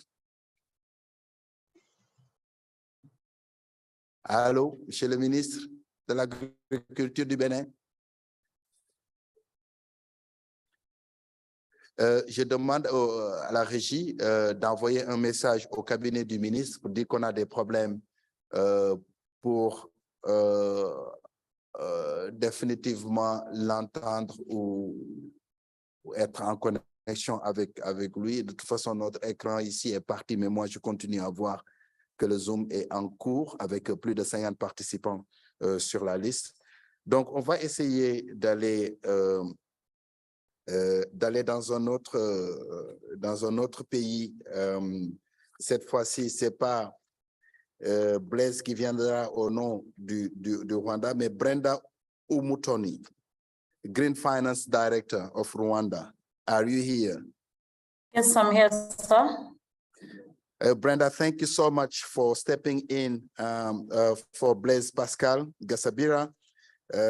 And we are very pleased, as you can hear from your citizen fellow from the ministry, that Rwanda has been really taking the flagship a bit too high in terms of accessing funding and organizing the institutions. So through the enactment of the 2021 Investment Code, which provide ample incentives to private sector, Rwanda has demonstrated its commitment to private sector, and it has been reiterated by the President, Excellency Kagame, and during COP27. So as a leading development bank in Rwanda, you go through different facilities, renewable energy facility, export growth facilities, etc. And this has proven experience of rich beneficiaries, household working with SACCO, bank and microfinance institution, private sectors, etc. So could you tell us, Mrs. Brenda, a bit more about what BRD has done to get ready in managing green finance and de-risk the food and agriculture sector into smart, resilient, and private and productive sector? The floor is yours. Thank you so much. All protocol observed, good afternoon. So I'm going to answer that in two aspects. One, how has BRD been able to manage green finance? First and foremost, based on BRD's track record, we have great experience in managing specific funds with our different development partners, be the government of Rwanda, be other funders and lenders. So this has enabled the BRD team to strengthen the institutional and human capacity expertise in managing green finance. Also, two, we've embedded green finance in our strategy. So our strategy is focused on accelerating green finance and agriculture lending by leveraging on the institutional specialized sector knowledge. I think this has really equipped us in managing green financing. So also as BRD, we have positioned ourselves as capital providers and we leverage on our ability to do crowdfunding, and we mainly act as the arm for executing private sector investment for the government of Rwanda. So that has given us expertise in managing funds, and being a bank that has been in existence for the past 55 years, we have experience in credit facility. So when it comes to investment in private sector projects, we are well equipped. When it comes to section 2 of the question, which is de-risking food and agriculture sector into smart, resilient, and productive sectors, one, we focus on greening the agriculture sector to adopt climate-friendly through climate-friendly technologies. We've put in place instruments like Ireme Invest, which support one, adoption of technologies that are energy efficient, sustainable waste management, biomass conversion, all these smart livestock. Ireme is what we launched at COP, I would say, just to give you a backdrop. It's the facility His Excellency launched at COP27, which is mainly focused on climate sector investments. And one of the main sectors it's going to focus on is the agriculture sector, smart agriculture. And that's where we're going to support either smart irrigation, smart livestock, biomass conversion, sustainable waste management. Also, another aspect Ireme is going to de-risk the private sector is it has a guarantee aspect to it. So we'll provide portfolio guarantees for the agriculture sector to businesses that will go to private financial institutions to access financing. As you know, most private financial institutions, be commercial banks or MFIs, are a bit hesitant to lend into the agriculture sector because of the inadequate collateral coverage issue. So we're going to provide guarantees under that window to those commercial banks and MFIs and SACCOs so that they are able and comfortable to lend to the agriculture sector. Also, as you're aware, we have the commercialization and de-risking for agriculture transformation project, CDAT, which has been funded by the World Bank, and is going to focus on one, ensuring that the farmers and smallholder farmers and agribusinesses and the value chain of agriculture is supported. It's a $300 million project that is going to scale financing in the agriculture sector. So we hope by putting out and establishing these different financing instruments, the economy in Rwanda is going to be very open to financing businesses in the agriculture sector. And it will also provide adequate financing for agribusinesses and farmers to start investing in climate resilient agriculture. Before you go, Brenda, this is really, really cool, all those instruments you put in place. But can you quickly take us through the way you work with FONERWA and then other private entities in Rwanda? How do you connect with other institutions? Okay, so when it comes to like the Ministry of Agriculture, let's say, before we establish the structure of the funds we have, we do stakeholder engagement. Stakeholder engagement with partners like Minagri, which is the Ministry of Agriculture, of course, FONERWA, which is the Rwanda Green Fund, to ensure that we are aligned on the different aspects of our strategy, especially when it comes to green financing in the different sectors. Two, we rely on market assessments from the Ministry of Agriculture because it has on-ground knowledge, I would say, of the financing needs in the agriculture sector, especially those for smallholder farmers. So we work hand in hand with them. And then three, basing on FONERWA's experience, obviously, in mobilizing climate financing over the years it has been in existence, we launched IREMA Invest in partnership with FONERWA. So, and FONERWA under IREMA Invest will handle the project preparation facility aspect, which is going to provide technical assistance to private businesses, agribusinesses, smallholder farmers, and cooperatives on how they want to be climate resilient, how they can access funding from the commercial banks or directly from the Development Bank of Rwanda. And we shall manage the credit facility aspect of it. So before we roll out any project or any funds we are managing, we involve the different stakeholders and they each play a part in whatever we're going to roll out in the market in Rwanda.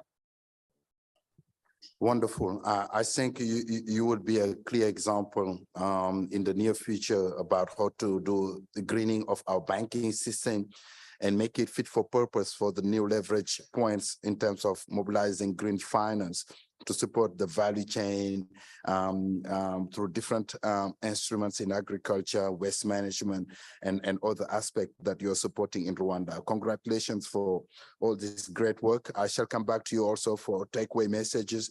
For the time being, we want to move to Mali. Mali has been, pitched in the report as, a growing place for climate finance. I want to check beforehand. Je vais vérifier d'abord si M. Alassane Ba, directeur général de l'Agence pour l'environnement et le développement durable du Mali est avec nous. Alassane, docteur Alassane Ba, vous entendez? Oui, je vous reçois. Très bien, merci beaucoup, chers collègues. Dr Alassane, pour votre présence. Je disais en anglais tout à l'heure que le rapport a montré des points significatifs que le Mali est en train de faire pour la mobilisation des fonds verts, des fonds climatiques. Le Mali a beaucoup misé sur la décentralisation et la gouvernance participative et surtout le renforcement de la résilience à travers les pratiques agricoles intelligentes. Je voudrais vous poser dans un premier temps la question suivante. Quel a été le maillon fondamental dans la capacité du Mali à mobiliser les finances pour l'agriculture? Je vous donne la parole. OK, merci et bonjour à toutes et à tous. Le Mali, à travers l'Agence de l'environnement et du développement durable, est très heureux de prendre part à cette thématique, à cette table ronde qui occupe une place importante pour nous, les pays africains, surtout les pays les moins avancés. Et moi, c'est Alassane Ba, le directeur général de l'Agence de l'environnement et du développement durable. Alors, pour parler effectivement de cette thématique, vous avez bien voulu nous poser à peu près 3 questions essentielles. Le maillon fondamental dans la capacité du Mali à mobiliser les ressources financières dans le domaine de l'agriculture. Comme vous le savez, pour s'attaquer à une mobilisation des ressources, notre agence est chargée de mobiliser pour l'ensemble des pays du Mali les fonds nécessaires pour s'attaquer aux activités de développement de façon générale. Mais nous sommes dans une thématique bien précise, le secteur de l'agriculture, avec un grand A, tout ce qui concerne le développement rural, l'élevage, la pêche, l'agriculture et d'autres domaines non les moindres.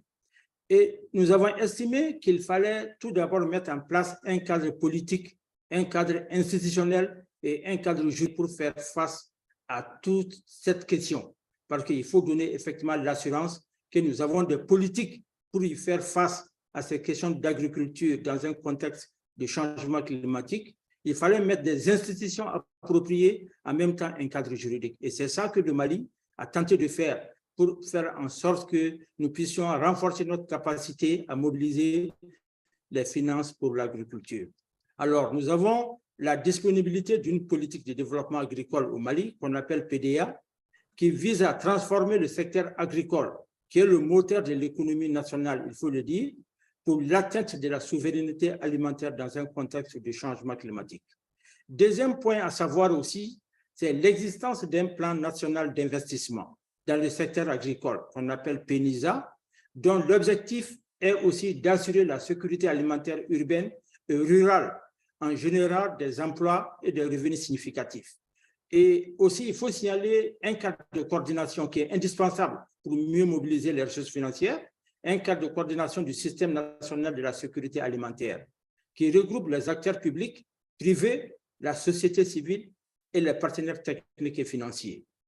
Aussi, une autre approche non le moindre, dans le cadre de la mise en œuvre de la CDN, de la contribution déterminée nationale du Mali, nous nous sommes engagés sur 4 secteurs clés, la foresterie, l'agriculture, l'énergie et les déchets. Et comme nous sommes dans le domaine de l'agriculture, le Mali a pris des engagements pour une agriculture intelligente face au climat sur la base des données nationales et les besoins prioritaires du secteur agricole, et le tout dans une approche inclusive et participative de tous les acteurs. Et ces cadres politiques, institutionnels et de coordination ont permis l'adhésion et le soutien des partenaires du Mali dans le financement des grands programmes. On peut citer entre autres PASAOP avec un chiffre de 50 millions de dollars et avec PAPAM, pour ne citer que ces grands programmes d'envergure qui s'attaquent aux questions de l'agriculture. Et deuxième question rapidement, quelles sont les leçons pouvez-vous partager avec les autres États africains dans votre capacité à pouvoir mobiliser le plus de finances pour l'adaptation de l'agriculture et la sécurité alimentaire? Une interrogation.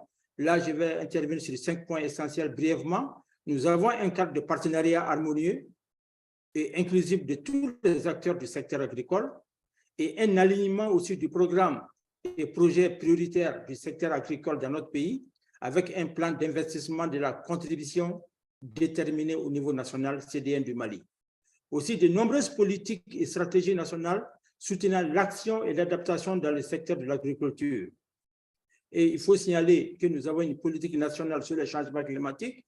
Nous avons assorti d'une stratégie et d'un plan d'action. Nous avons aussi effectivement une politique nationale de protection de l'environnement qui vont compléter notre politique de développement agricole. Il y a l'allocation qui est très importante de plus de 15% du budget national au développement du secteur agricole. C'est pour prouver que c'est un secteur important pour mon pays.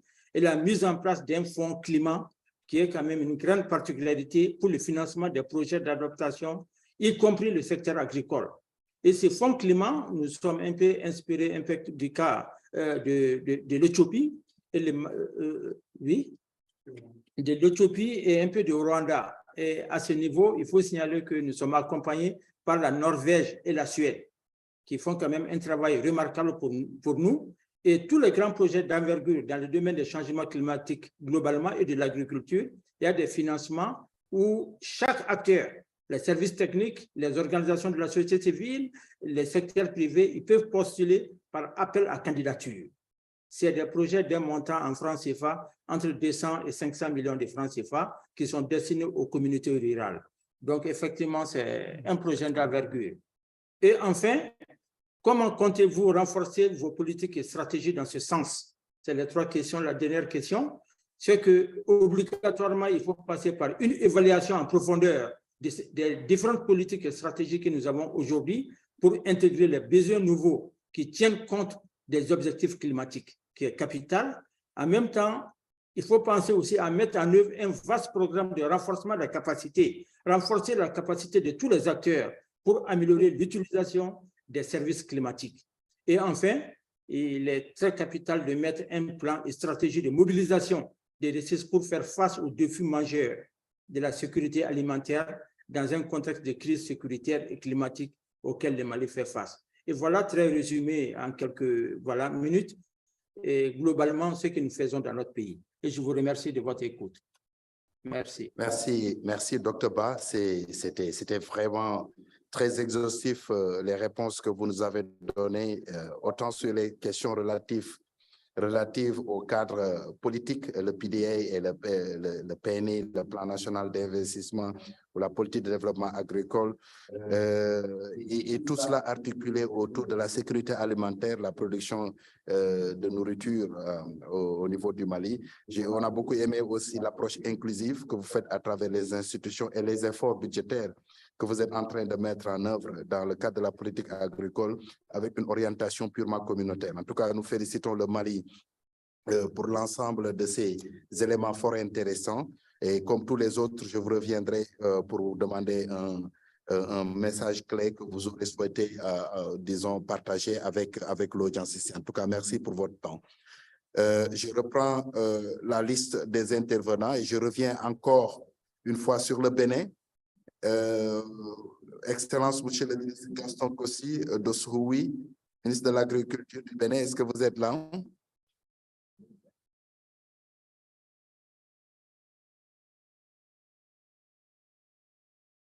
La régie, vous ne recevez aucun message du Bénin pour dire s'il y a un problème? Bonsoir à tout le monde.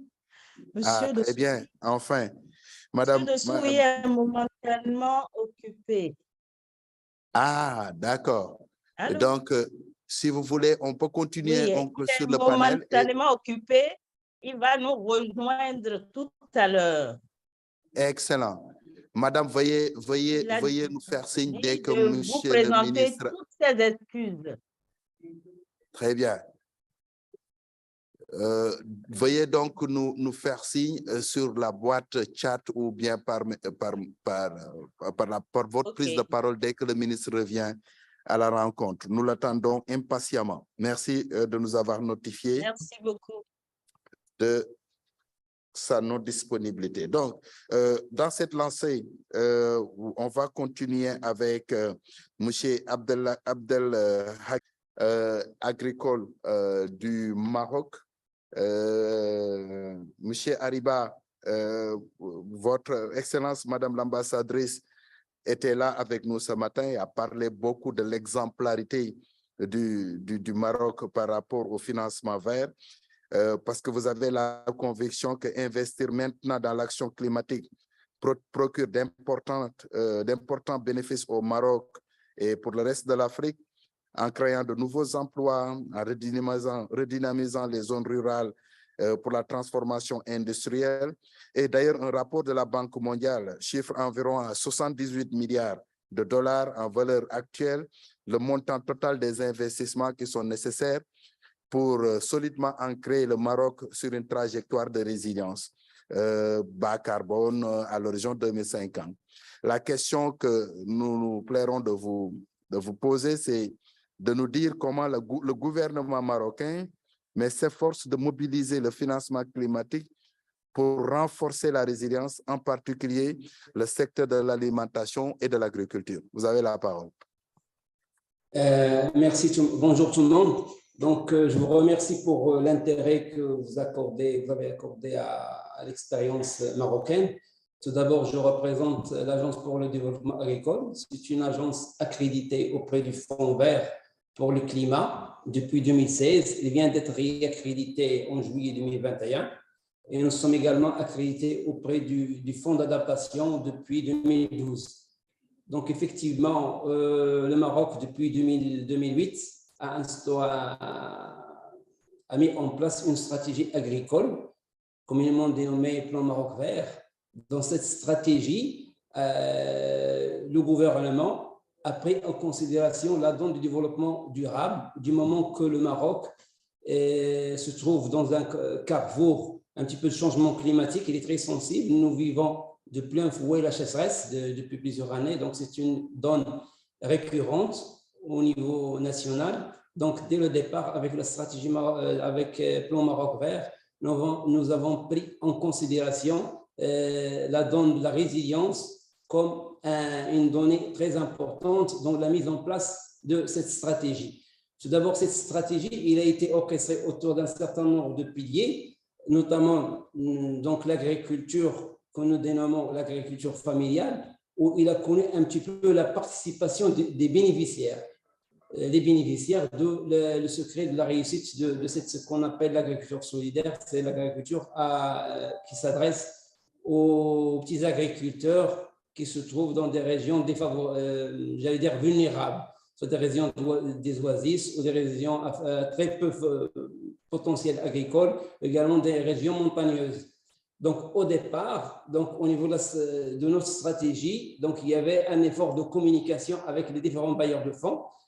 Donc, on a pris la peine de communiquer pour un petit peu montrer quels sont les axes, les chantiers prioritaires pour le Maroc.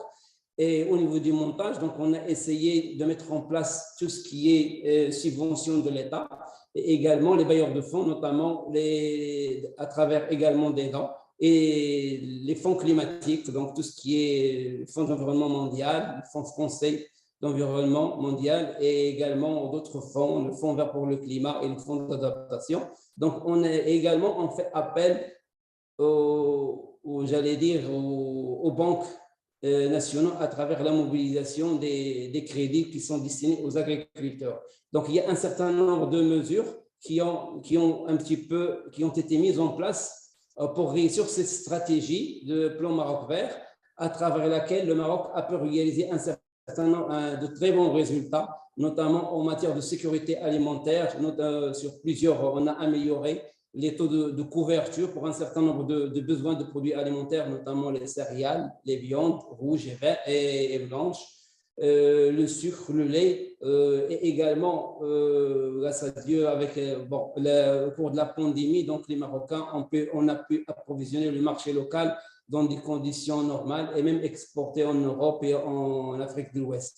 Je crois que c'est grâce à cet effort de gouvernance qui ont été mis en place dès le départ de la stratégie, avec une vision claire qu'on a mis en place pour nos partenaires, notamment financiers, et on a mis en place un certain nombre d'outils de gouvernance qui a amélioré la visibilité et la notoriété de nos établissements. Également, grâce à cette gouvernance, que l'ADA, notre agence pour le développement agricole, a pu être accrédité depuis 2012 auprès du Fonds vert pour le climat. Et à travers cette accréditation, on a pu lever des fonds, notamment auprès du Fonds vert pour le climat et auprès du FA, pour mobiliser un certain nombre de projets à caractère agricole dans des régions très vulnérables.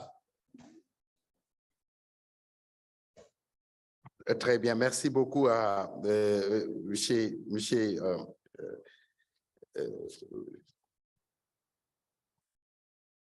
Monsieur Abdelkarim Ariba, directeur administratif financier de l'Agence pour le développement agricole du Maroc. Dans l'allocution de l'ambassadrice ce matin, vous êtes cité parmi les 7 premiers pays qui ont consenti beaucoup d'efforts sur les changements climatiques, le financement. Ça transparaît dans ce que vous venez de dire, surtout le fait que vous ciblez l'agriculture dans les régions vulnérables et vous faites un gros effort de communication sur les priorités et les interventions. Et je pense que pour privilégier un peu les zones vulnérables, vous procédez par des subventions de l'État, mais aussi avec une approche de gouvernance, une approche qui met tous les ministères autour de cet objectif important, et les projets que vous mettez en place, effectivement, est une fédération de volonté autour de ces initiatives. Je voudrais vous remercier pour tout d'envergure internationale. En tout cas, merci, je vous reviens tout à l'heure s'il y a des questions sur le message clé que nous voulons que vous portiez à l'attention de l'audience, mais je vous reviens tout à l'heure. En attendant que le ministre du Bénin se mette en place, on peut essayer de connecter avec le groupe africain, African Capacity, Risk Capacity Group, dirigé par notre compatriote Cheikh Jong, que j'ai rencontré plusieurs fois et récemment à Sharm el-Sheikh, qui est en train de faire un excellent travail. Nous allons tester si Madame Lucie Nyarenda, right? Lucie Nyarenda, we are testing if your microphone is loud and clear and if we can hear you from this side of the room. Can you say something? I'm here. Good afternoon and glad to be here. Thank you. Can you hear me? So Lucy, thank you so much. In the strategic pillars, that has been exposed this morning, I was very pleased to know that ARC is really supporting climate insurance and mobilizing a number of opportunities that the countries are benefiting from, and I know for sure that Senegal is benefiting from it. My Centre de Suivi Écologique is actively engaged in a small grant program with ARC, where we deliver key information to local farmers. I was in another country in Africa when I saw a TV show where the ARC insurance system and the blending approach you had was quite useful. So ARC is gaining momentum in just creating a new space where climate finance has expressed some the importance of capacity building in many levels. ARC is quite active in that area on capacity building. Can you tell us your experience on where does capacity building need to be strengthening or more, or specifically when we talk about accessing international climate finance? What do we need to know? What do we need to have as skills? What do we need to do differently from your perspective on capacity building to improve the situation in Africa? The floor is yours. Thank you very much, and good afternoon, delegates. So, yeah, we also are happy and proud to listen to the report this morning and the recognition that we received on the work that Africa needs to Can we kindly ask every— And really our mandate focuses on not only providing the financing, but also building capacity to enable African governments to be able to prepare better, but also to plan and respond to these effects. And as such, capacity building is a key component of our work on how we work with countries. And mainly, the first, as you may have heard, so we use parametric insurance to provide access to help countries access financing for implementing response. And therefore, by virtue of using insurance, it means risk modeling, risk, the exposure, and also objectively quantify it so that they can plan better for it and anticipate and be able to plan in terms of the financial needs that for implementing response in case a natural hazard happens. So this is really key in ensuring that the different instruments that are used to provide access to finance are well articulated by the countries, and the countries can make informed decisions as to what the opportunities are relevant for their needs, and really just identifying what instrument, climate finance instrument, is responding to their needs. For instance, as I mentioned, that we use we use parametric insurance for providing support. We train national experts in risk modeling. We train national experts in contingency planning for preparedness. And really all of this aimed at equipping knowledge and skills to national experts so that they're able to understand what the parameters of the models that will be used for the insurance component are, just also to understand what is risk transfer, how does it work, what does it mean for— so that we can get them and then write a note to Foreign Affairs. We'll work with you guys so that we ratify that. No problem. I facilitate. So if I can just continue. So really we've so far trained almost 1,000 experts in all of our member states, currently across 19 countries, or out of the 35 member states that we have. And we are continuing with training more experts in countries just to help them to understand the elements of risk modeling, understanding risk transfer, and really just so that they can engage with the international markets, and also understanding what risk transfer means and insurance when they get into the conversation around insurance. The other area that we are working with the countries in terms of capacity building is just really building awareness and action. And I was glad to hear from Zimbabwe that this is something that they are also doing. We do this through especially focusing on a department might not be directly involved in climate finance, but their policies might impact what the initiatives and interventions in climate finance are saying. And therefore we need to build awareness and understanding across policymakers. For example, I can give an example of parliamentarians. They pass country development programs as well as national budgets. And they need to understand when we're talking about climate change and its impacts and its effects, what does it mean? What are the financing opportunities? What does it mean to their country? What are the existing in-country opportunities for financing? And what kind of policies should they be making to make sure that they create policy coherence for these interventions? And this is part of strengthening the capacity within the country for them to understand comprehensively the climate risk that they're exposed to, the impacts, as well as the financing opportunities that are available to them so that they can make informed decisions on instruments that will be responsive to their needs.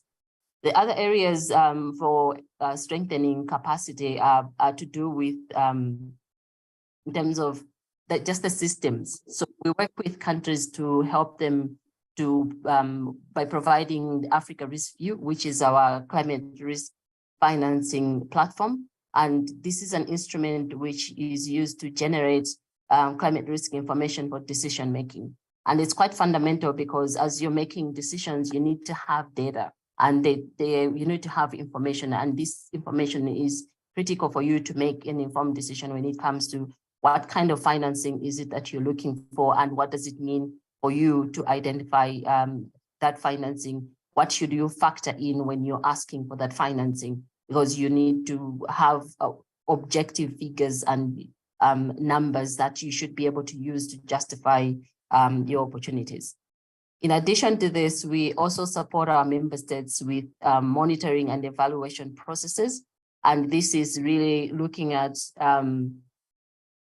helping countries to learn lessons from processes that we work with them on and identifying gaps which need strengthening. So for example, when a country receives a payout and they implement the payout, we look at how has that process gone and what are the lessons that we can learn from the systems within the entire chain in terms of which are the areas that we need to strengthen. And part of this goes back into learning and restructuring the interventions that the country can use. But also we also support countries with other cross-cutting elements like gender streaming, for example.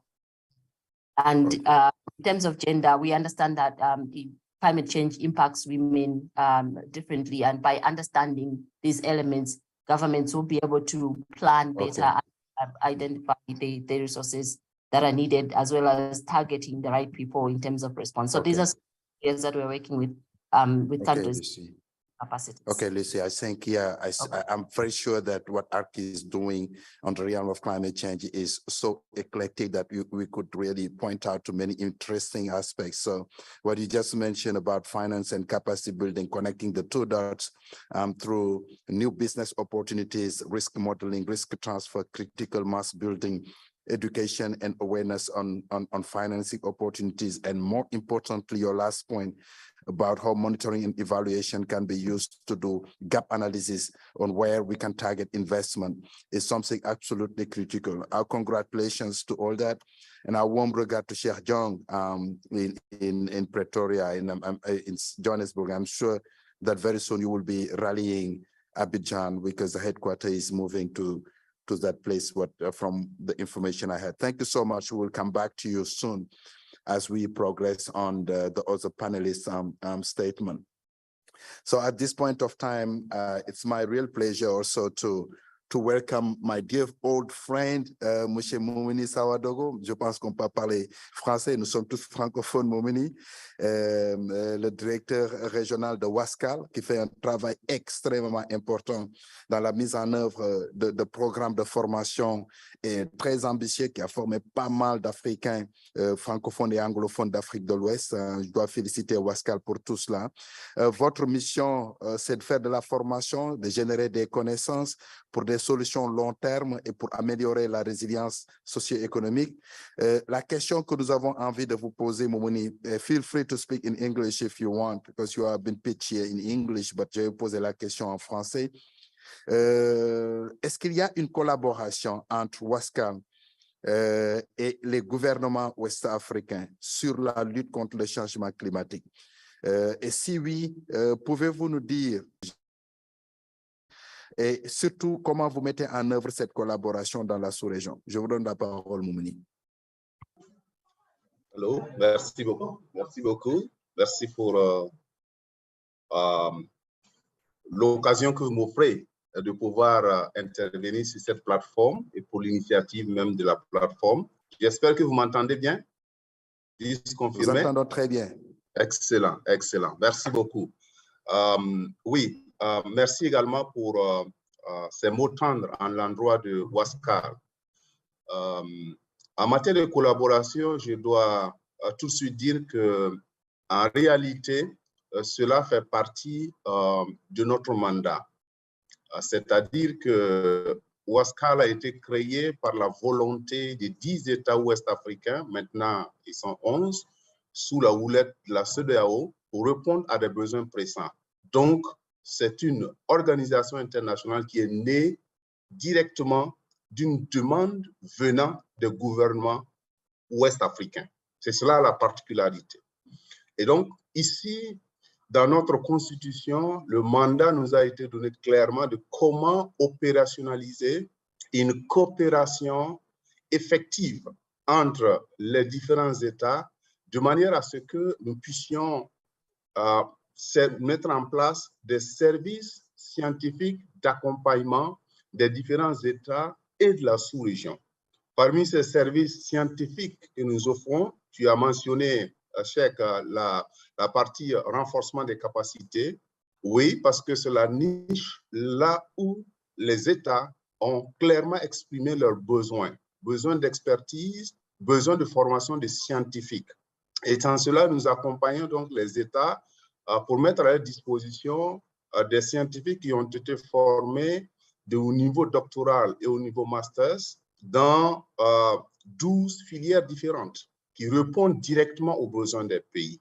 Ici, je voudrais me concentrer sur la partie agriculture, où nous avons un programme doctoral qui est hébergé par une université au Mali et qui couvre aussi l'ensemble des pays. C'est-à-dire que ce programme accueille les étudiants venant de tous les pays membres du Wascal.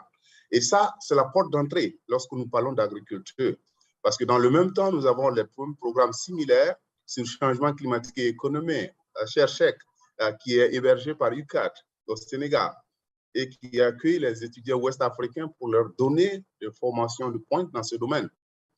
De même que changement climatique et éducation, changement climatique et biodiversité, changement climatique et gestion des risques de catastrophes, changement climatique et énergie, l'ensemble des secteurs sur lesquels les pays ont estimé qu'ils avaient besoin d'expertise et de connaissances scientifiques pointues sont prises en charge par Wascal. Donc aujourd'hui, nous avons 12 écoles qui, au total, donnent 17 formations spécialisées, 17, tous autour du changement climatique. Et c'est pour cela, aujourd'hui, nous avons donc le réseau d'alumni qui est un peu partout dans les universités, dans les centres de recherche, dans les ministères et qui accompagne. Donc, c'est véritablement à la demande des gouvernements. Et d'ailleurs, Wascal est dans ses instances de gouvernance et les orientations sont reçues du conseil ministériel. Nous avons un conseil ministériel, nous avons un conseil d'administration qui donne les orientations nécessaires pour que nous puissions répondre véritablement aux besoins des pays. Donc, le premier axe, c'est cela. Le deuxième axe de réponse, c'est le constat évident de la problématique des données et de leur disponibilité pour nous permettre de pouvoir concevoir des programmes, des stratégies et des projets qui répondent, générer les données, nous puissions les traiter, nous puissions les valider, nous puissions les stocker, mettre à la disposition de l'ensemble des pays membres et de la sous-région. Et c'est pour cela que nous avons notre centre de gestion des données qui se situe donc au centre de compétences à Ouagadougou, où je suis d'ailleurs assis en ce moment, passage-là. Et ici, nous avons donc un système dispositif de gestion des données, l'infrastructure de gestion des données. Nous avons un dispositif de supercalculateur et de laboratoire de systèmes d'information géographique qui permettent de pouvoir mettre à disposition et ces instruments-là à la disposition des chercheurs, mais surtout de pouvoir collecter les données dans un réseau sous-régional, mais aussi en connexion avec les pays. Sur la demande des pays, nous les avons accompagnés avec des stations météorologiques automatiques, nous les avons accompagnés avec des hydrosenseurs automatiques sur le flux, pour évaluer le flux de l'eau, mais aussi pour évaluer la qualité de l'eau. Et nous les accompagnons en matière de formation pour les permettre de pouvoir aussi gérer convenablement tout cela. Et troisième et non des moindres, c'est qu'après avoir formé les ressources humaines avec un dispositif de données qui est effectif pour la région, il y a aussi la partie recherche-innovation et transmission de toutes ces informations en termes de services climatiques pour les différents pays. Et ça, c'est une demande extrêmement pressante qui vient des pays et qui vient de la sous-région. Et donc, voilà comment nous travaillons, c'est de répondre aux besoins. Au niveau régional, nous répondons également aux besoins. Récemment, donc, nous avons eu le privilège, avec la CEDEAO, de pouvoir répondre à un besoin précis. C'était d'évaluer les impacts du changement climatique sur les ressources en eau, sur l'agriculture et sur les zones côtières. Et ça a été fait donc au niveau de notre institution en partenariat avec les autres acteurs. Et sur cette base, évidemment, ça a permis d'offrir à la CEDEAO une base solide qui lui permet de concevoir sa stratégie régionale climat. Et ça, c'est très important. Et un autre exemple, c'est la demande en matière d'innovation dans la région. Comment est-ce que nous pouvons accélérer notre adaptation au changement climatique? L'une des options, c'est de regarder à comment l'énergie est un facteur important et transversal en matière d'adaptation au changement climatique. Même s'il y a un penchant atténuation, c'est une solution smart qui combine les deux. Et à ce titre-là, Wascal, sur la demande des pays, a pu évaluer les potentialités en ressources au niveau de la région, de manière à ce que nous ayons le véritable potentiel en matière d'énergie renouvelable, mais aussi en matière d'hydrogène vert pour la sous-région, ce qui nous permettra de pouvoir envisager et de voir de manière claire que la sous-région a les potentialités de production les moins chères, même comparativement aux autres régions, et que bientôt, si nous y mettons les moyens qu'il faut, nous serons à mesure de pouvoir accélérer notre adaptation avec une plus grande production d'engrais, qui sont des engrais type vert, fondés sur l'hydrogène vert. Ça, c'est des démarches qui ont permis à la CEDEAO aussi de pouvoir envisager une politique régionale sur l'hydrogène vert.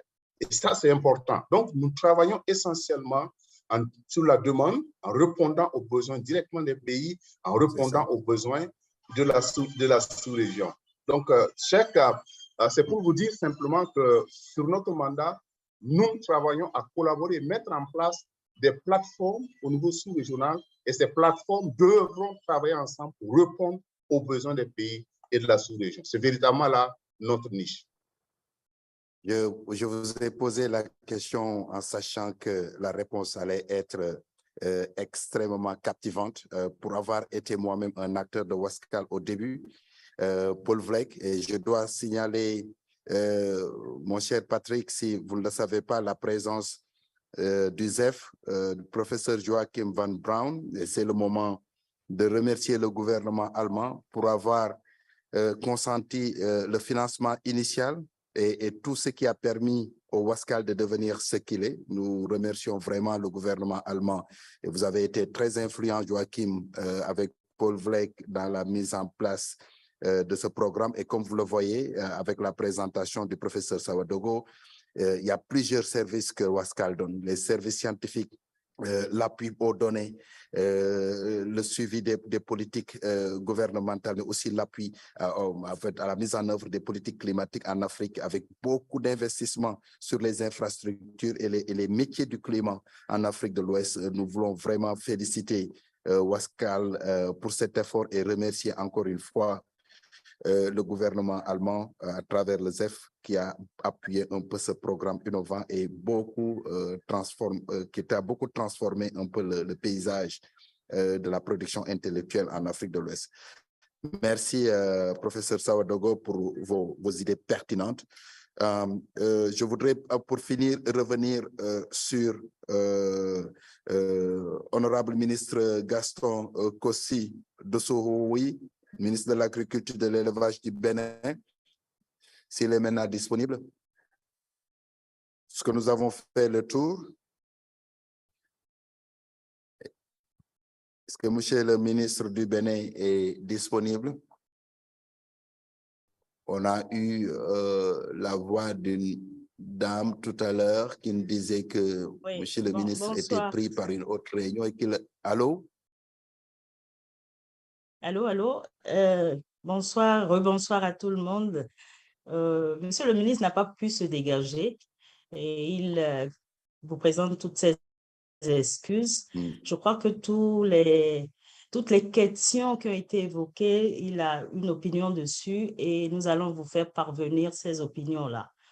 Merci beaucoup. Par écrit, et d'accord. encore une fois, toutes nos excuses. Ça nous va parfaitement. Il faut lui transmettre nos compliments pour avoir montré la voie à beaucoup d'autres pays africains. Le Bénin est un cas d'école, comme l'a montré le rapport tout à l'heure, sur les mécanismes de financement innovants. Nous apprenons beaucoup d'ailleurs d'un certain nombre de personnes béninois qui servent un peu dans des panels assez nombreux à travers le monde sur ces questions climatiques. Et nous voudrons vraiment remercier et féliciter le gouvernement du Bénin pour avoir mis en place les structures et les fonctions qui permettent aux communautés d'avoir accès à ces finances climatiques et à créer un peu les niveaux de transformation que nous souhaitons pour changer le visage des communautés au niveau local. En tout cas, merci et nous attendrons avec beaucoup d'intérêt et d'impatience les réponses écrites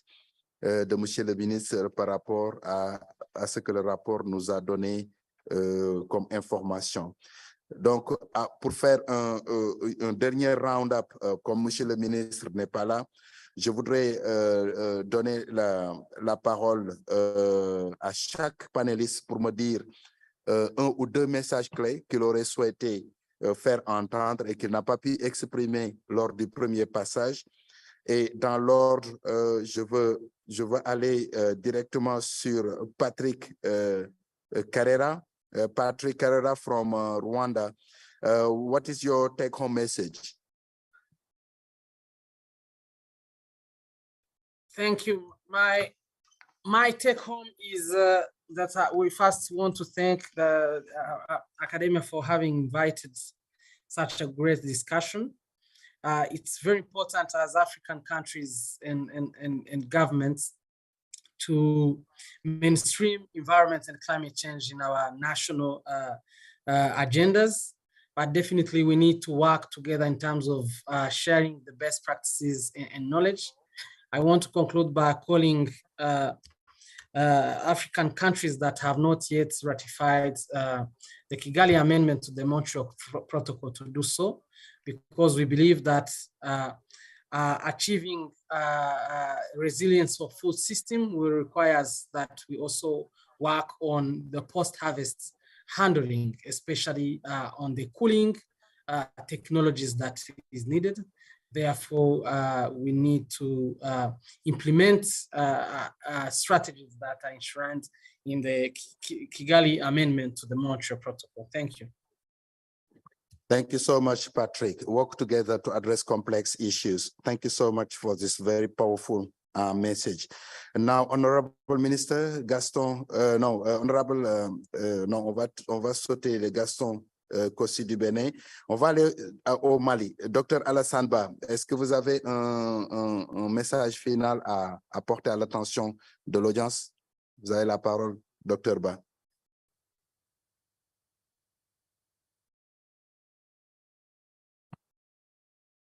Dr. Ba is no longer on the Zoom. So on va sauter le Mali. Maintenant, on va aller à l'honorable ministre du Zimbabwe, honorable Evangelist Peter Haritatus. Zimbabwe, take home message from your side, sir. Il a quitté aussi. Excellent. So we go to notre frère du Maroc. Vous avez parlé d'un certain nombre de choses, mais je pense que pour le souci de temps, vous n'avez pas pu développer un certain nombre de considérations. Est-ce que vous avez des points à rajouter, un message que vous portez à l'endroit de l'audience? Vous avez la parole, M. Abdel Hakim Ariba. Merci beaucoup. Donc, juste après mon intervention, je crois l'un des éléments forts à souligner. Tout d'abord, le Maroc et l'Agence pour le développement agricole entretiennent des relations très denses en matière de renforcement des capacités et de travail en commun avec un certain nombre de pays frères africains. Donc, solennellement, donc, si jamais il y a des entités qui souhaitent collaborer avec notamment l'ADA, l'Agence pour le développement agricole, du moment que nous sommes accrédités auprès du Fonds vert, réaccrédités, je profite de l'occasion lors de la dernière réunion qu'il y a eu à Séoul. Donc, il y a un certain nombre de procédures qui ont été assouplies par le Fonds vert. Donc, c'est l'occasion pour que nos collègues peuvent profiter davantage de la possibilité de bénéficier des financements auprès du Fonds vert. Également, lors de mon intervention, en matière de mobilisation de financement auprès tout ce qui est finance climatique, donc au niveau de la stratégie, il faut intégrer au départ la composante résilience au niveau de nos différentes stratégies respectives agricoles, du moment que la sécheresse, j'allais dire, c'est une danse structurelle qui revient de manière récurrente et de manière très intensive. D'ailleurs, au niveau du Maroc, mon pays a déjà pris des mesures bien avant au départ en matière de mobilisation de l'eau depuis l'indépendance. Donc, il a pris toutes les dispositions nécessaires pour la mobilisation de l'eau à travers l'édification des barrages. Donc, tous les eaux conventionnelles, on allait, j'allais dire, épuiser nos possibilités. Et maintenant, nous intervenons pour essayer de trouver d'autres mesures alternatives, notamment des salements de l'eau de mer. Donc, je convie les pays présents ici pour essayer, en matière d'intégrer la composante résilience climatique dans les stratégies de développement agricole et communiquer autour de ces stratégies auprès des différents bailleurs de fonds. Comme ça, donc, les ressources financières sont très, très limitées et les besoins sont nombreux pour nos pays respectifs. Je crois, parmi les outils pour un petit peu drainer les fonds, c'est la communication et nous ayons, j'allais dire, un mode de gouvernance bien précis et clair pour les différents bailleurs de fonds. Et merci. Merci beaucoup, Abdel Hakim, pour ces points importants, aller au-delà du conventionnel et communiquer beaucoup plus pour mobiliser des financements additionnels. Nous vous remercions pour ces messages. Now we are turning back to Africa Risk Capacity. Lucy, do you have in very short words your last take-home message? Lucy from ARC, if you are still around. Thank you very much. So from my I think climate proofing Africa's food systems, as we heard, is quite fundamental in creating a sustainable ecosystem. And really, in terms of capacity building, we've seen different initiatives that are happening on the African continent, and we don't need to recreate the wheel here. We need to look at what Africa already has, what is working, what is not working, and identify those gaps and really strengthen and learn from each other and strengthen the systems that are already working. So in collaboration is going to be key in us getting across so that we don't have to recreate new systems and strengthen the systems that are already created. Thank you so much. Thank you so much, Lucy, for the cross-fertilization appeal you're making to learn from each other and to keep collaboration ongoing, because none of our individual center can address the complexity of issue we are facing alone. So we need to do it together. Thank you for this very powerful take-home message. Je reviens et pour terminer avec Dr. Moumini Sawadogo. Quel est votre message clé ou vos messages clés à l'audience? Je vous remets la parole, Dr. Sawadogo.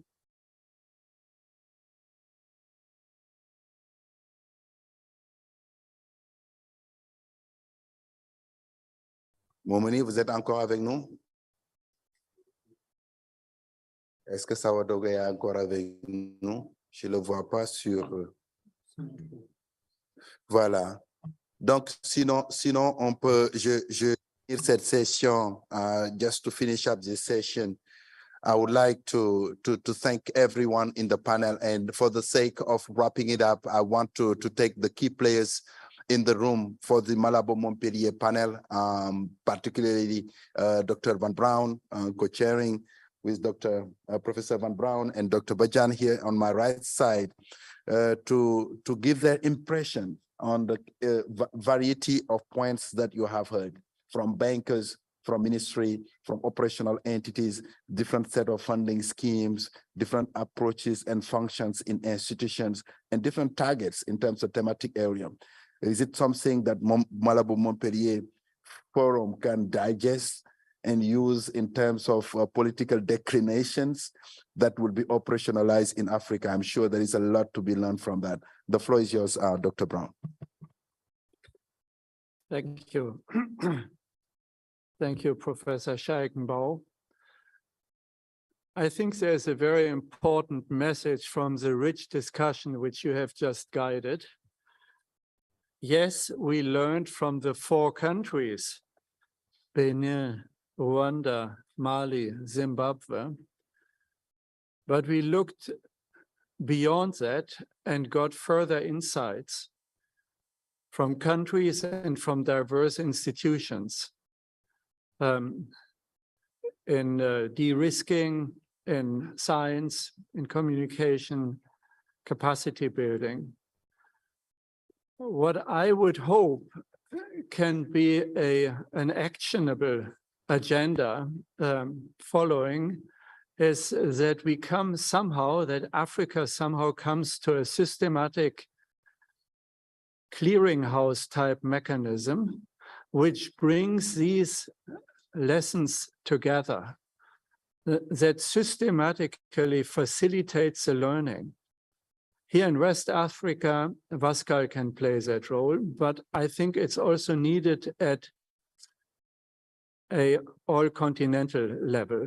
So that would be my take home, and maybe Usman, as a follow-up to this interesting discourse today, we can revisit that opportunity. Thank you.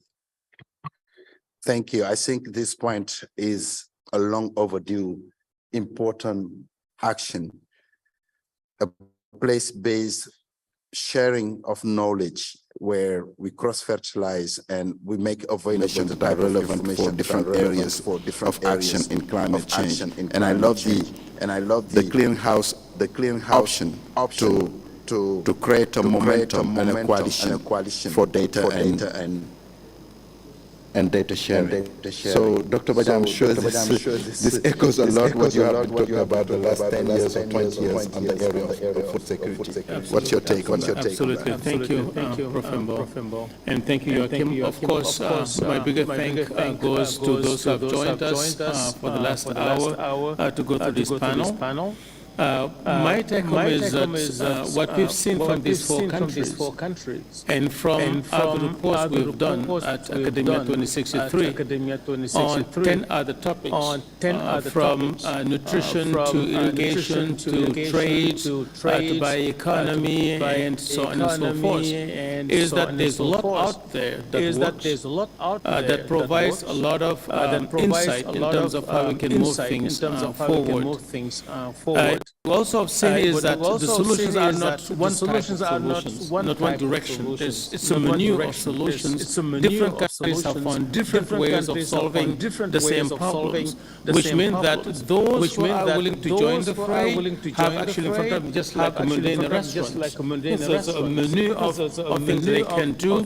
Some are easier for them, some are closer to the realities, and some are much more adapted to what they want to do. So that goes back to what you're saying, the clearinghouse or the brokering function, to create a place where we can grab actually to basically skip the learning curve, so to say, and move directly into action. So I think this is something quite important, and we very much look forward to being part of that with our colleagues from FASCAL and somewhere else. So let me stop here and perhaps just raise an announcement before we go to the next session. It's getting a bit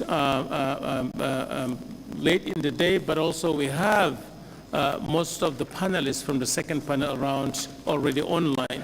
So rather than going on a break and let them just sit for another 15 minutes online, we're going to propose we just go ahead now and start the last panel as a courtesy to our colleagues who have taken the time to join us early.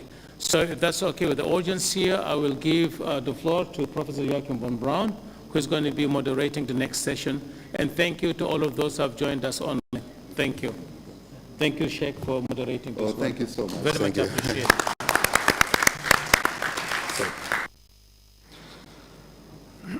Well, good afternoon again from my side. I'm particularly pleased to wrap this up with the panelists. I hope we have them already lined up. This session is called Reactions and Reflections on the Way Forward. I underline way forward. We will draw on what we have heard. We will draw on what's in the report. Let me start with a few reflections from my side. We are talking about resilience of food systems and the climate finance needed for that. Resilience means mitigation, bending the warming curve, the curve of warming of the global atmosphere. Africa has little to contribute to that. Others have to do that. Those who are accountable for greenhouse gas emissions. Secondly, resilience means adaptation. Africa has a lot of concerns there, and that's what brings us together. And third, resilience means transformation. I refer back to the previous Malabo Montpellier panel report on bioeconomy. Transforming to what? Towards a circular, sustainable bioeconomy is the answer of this panel, a report which came out half a year ago. Let me highlight a couple from the report again.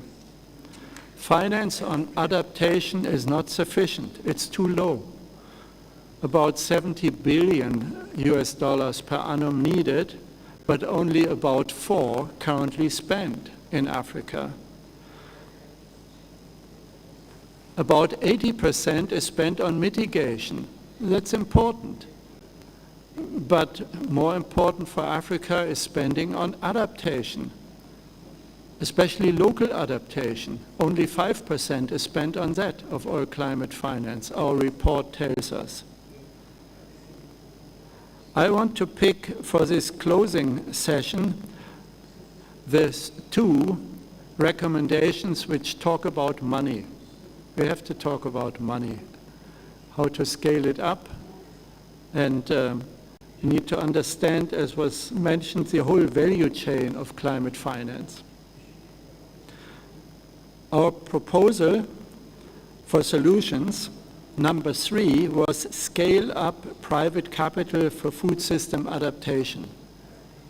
So we need to come to that in the context of overall mobilization of capital. And point number 5 of our 5 recommendations Africa to coordinate the donor policies and programs so that access to more and better finance is happening. I find it of great significance, by the way, also highlighted in our report, that national adaptation actions in Africa comes a lot out of national financial resources. And African governments have reacted to the risks and the threats. That needs to be recognized. We have a panel which I hope is present on the Zoom, which shall be led by Dr. Agnes Kalibata, the President of AGRA and member of the Malabo Montpellier panel. I look to our technology corner to ask if Agnes Kalibata is on the Zoom. I see her here on the screen now. Agnes, if I may, a warm welcome. The question which we have for you is, of course, how do you see the opportunities to connect AGRA, the alliance that addresses sustainable food system transformations in Africa? How do you see AGRA engage in the climate resilience and adaptation activities? And what would you reflect at this stage on what you have heard on the previous panel and what you have seen in the report? Let me highlight, you are a panel member of the Malabo Montpellier panel, and we very much appreciate that. Agnes, you have the floor. This session is rather brief. I cannot give panelists more.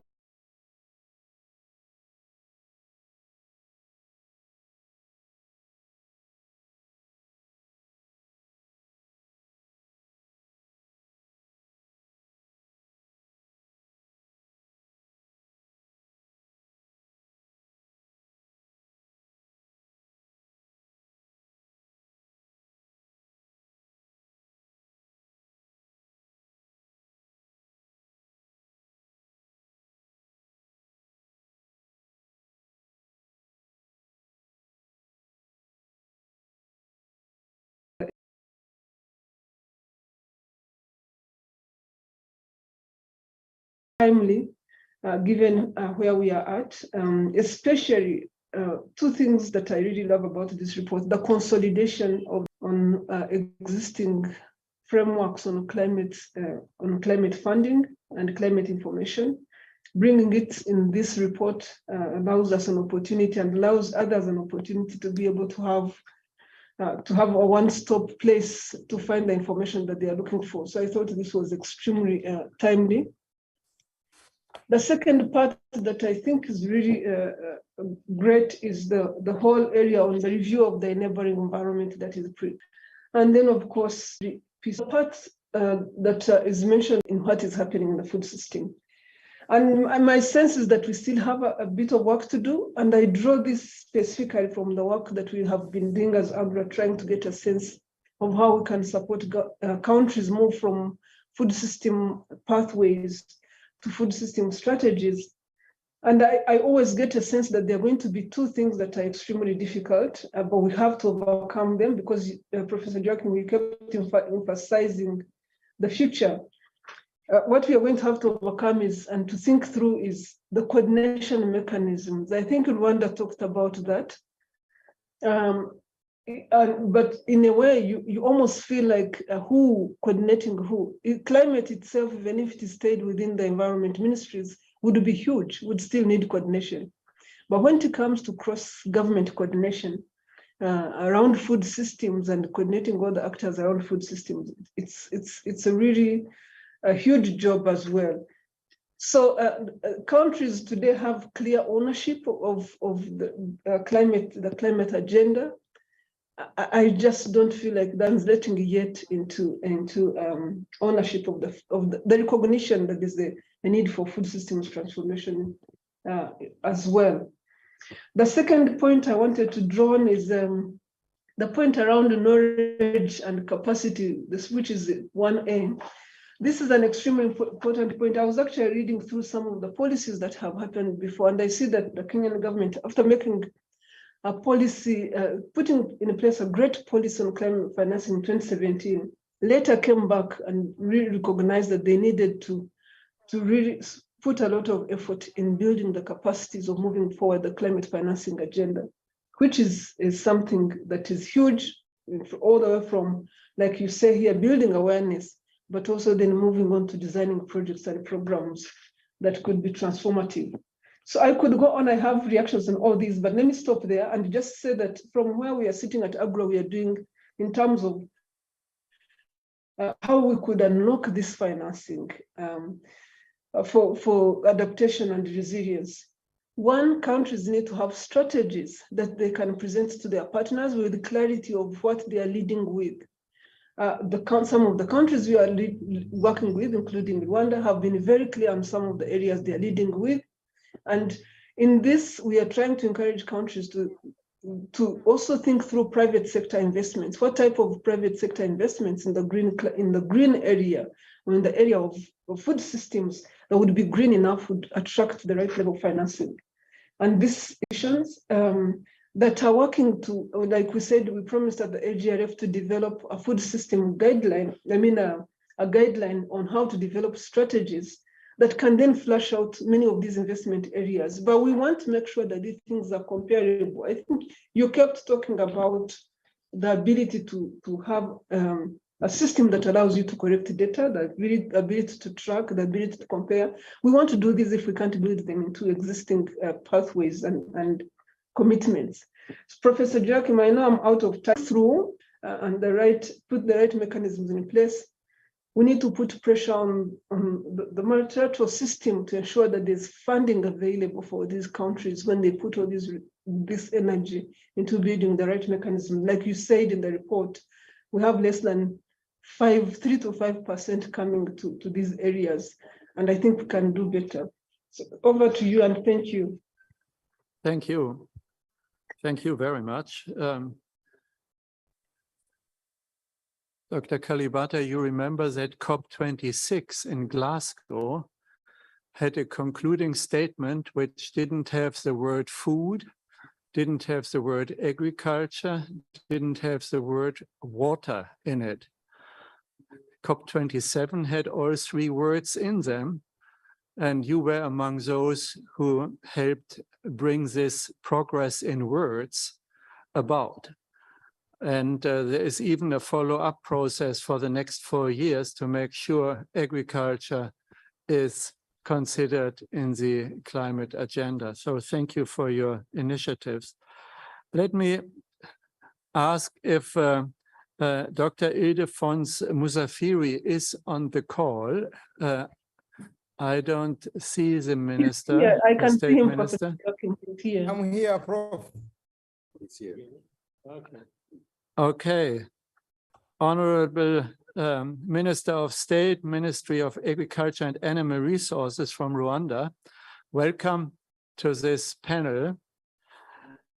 An obvious question which you may like to reflect on, but I don't want to limit your reflections on the way forward, is what role the small farm sector can play in the climate finance absorption and the related investment. A similar question I will later ask Ismail Sunga. Dr.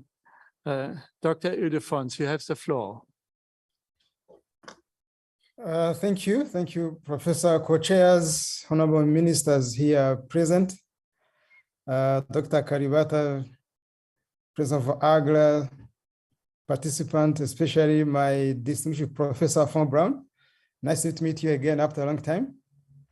And I'm really delighted to be present at this workshop on the important topic on climate finance and food systems. So I think this report that you have launched today is coming in the right time, We are facing some challenging times, and the world and the continent at the same time, the health, the economic, the geopolitical crisis are now coming together in a perfect storm to initiate a food security crisis. And I think we need really good solutions. And if you look at on our sector, the cost of fertilizers has almost tripled. And inputs are even not available everywhere. So, and as this is not enough, then you have this climate change and this weather-induced climate that are really heavily impacting the most vulnerable people, including the fed crops, livestock losses, and this is a burden to our growing economies, which is suffering. So in Rwanda, our 2018 data shows that our climate-related disasters cost Rwanda more than $200 million in damage to property, crops, livestock, and the other losses. And we also observed that almost 700 tons of soil are washed away every year per hectare on cropland, and 26 of them are just caused by the erosion. So they come from the risk zone. So our country is hilly and very prone to erosion. So coming to your question, so that means our smallholder farmers who have to fight the uphill battle to get food, so they need really this kind of safety nets to be able to survive. So our solutions to shield our farmers from negative climate change effects now must be even more holistic and innovative.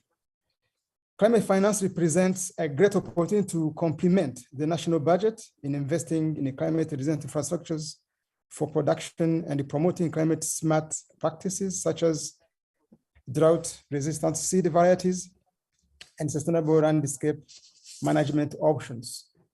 In Rwanda, we have made deliberate effort to position the country as a prime destination for climate finance by creating an enabling environment and capacitating the Rwanda Green Fund that even the Montpellier report has highlighted, which is a good initiative. And in agriculture specifically, we have actions to address the multidimensional aspects of food systems. We have the fourth strategic plan for agricultural transformation that has some key areas. We want to address food security, resilience, economic opportunities, and wealth creation. But for this fourth strategic plan for agricultural transformation, we aim to strengthen the resilience against the impacts of climate change and to transform the dominant subsistence farming sector into a competitive and market-led agricultural sector. That's how we need to support our smallholder farmers who are the most affected by these weather-related or climate change-related effect. So as far as strengthening food systems resilience is concerned, our government has a massive investment in land husbandry to reduce soil erosion, and we have developed the irrigation master plan to expand irrigation coverage. So we tend to irrigate around 500,000 hectares of land by 2050, but as per today, we are just lagging short. We are only, the land we have already irrigated less than 14%. So we are still lagging behind. And the effort needs to be doubled. So, and again, this climate, because our smallholder farmers, even large and medium, are all affected by weather and one another, where also livestock losses, crop losses. So we have initiated the National Agricultural Insurance Scheme. We want to make sure crops, livestock are insured. So Rwanda is partnering with private insurance providers to adapt and to make sure farmers mitigate against the effect of climate change by insuring crops.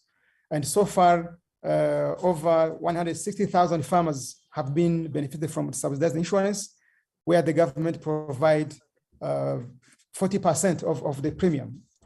So we also committed to the bond challenge. So in 2011, the government of Rwanda pledged at least to bring deforestation up to 2 million hectares.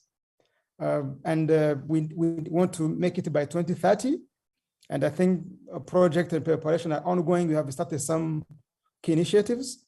Access to climate finance is a daunting challenge to our economy. In fact, so if we look at the updated national determined commitment, adaptation intervention will cost us around $523 billion by 2030.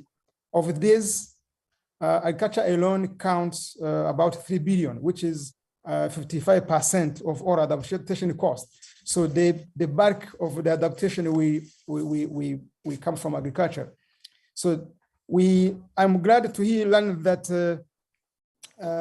this effort by Malabo Montpellier panel in developing this report, which highlights good practices and innovative approaches to attract climate finance for food systems transformation.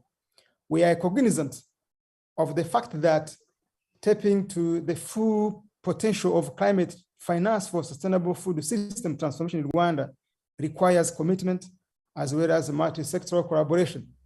So I've seen many Rwandese have participated in the previous discussions, as the Permanent Secretary of the Ministry of Environment has made some good comments where he mentioned that some legal framework is there enabling environment, the investment code, the housing environmental law, land law, climate change policy, national agricultural policies. So these policies and legal framework, they provide a strong basis for climate change mobilization. And we are not satisfied by status quo. We are keen to continue and set where all these infrastructure or these institutions in place to make sure that we attract as much as we can and we manage them and use them efficiently, as has been the culture for our country. I hope that the discussion today and meaningful exchange about climate finance will allow us to do more in increasing the flow of climate finance towards strengthening the resilience of our food system to climate change. So Professor, dear co-chairs, I thank you for your kind attention, and I'm still open for more discussions. Thank you. Thank you. Thank you very much for this comprehensive statement. You emphasized resilience strengthening investment, such as irrigation, insurance, and we had touched on that only in passing so far. And you mentioned safety nets.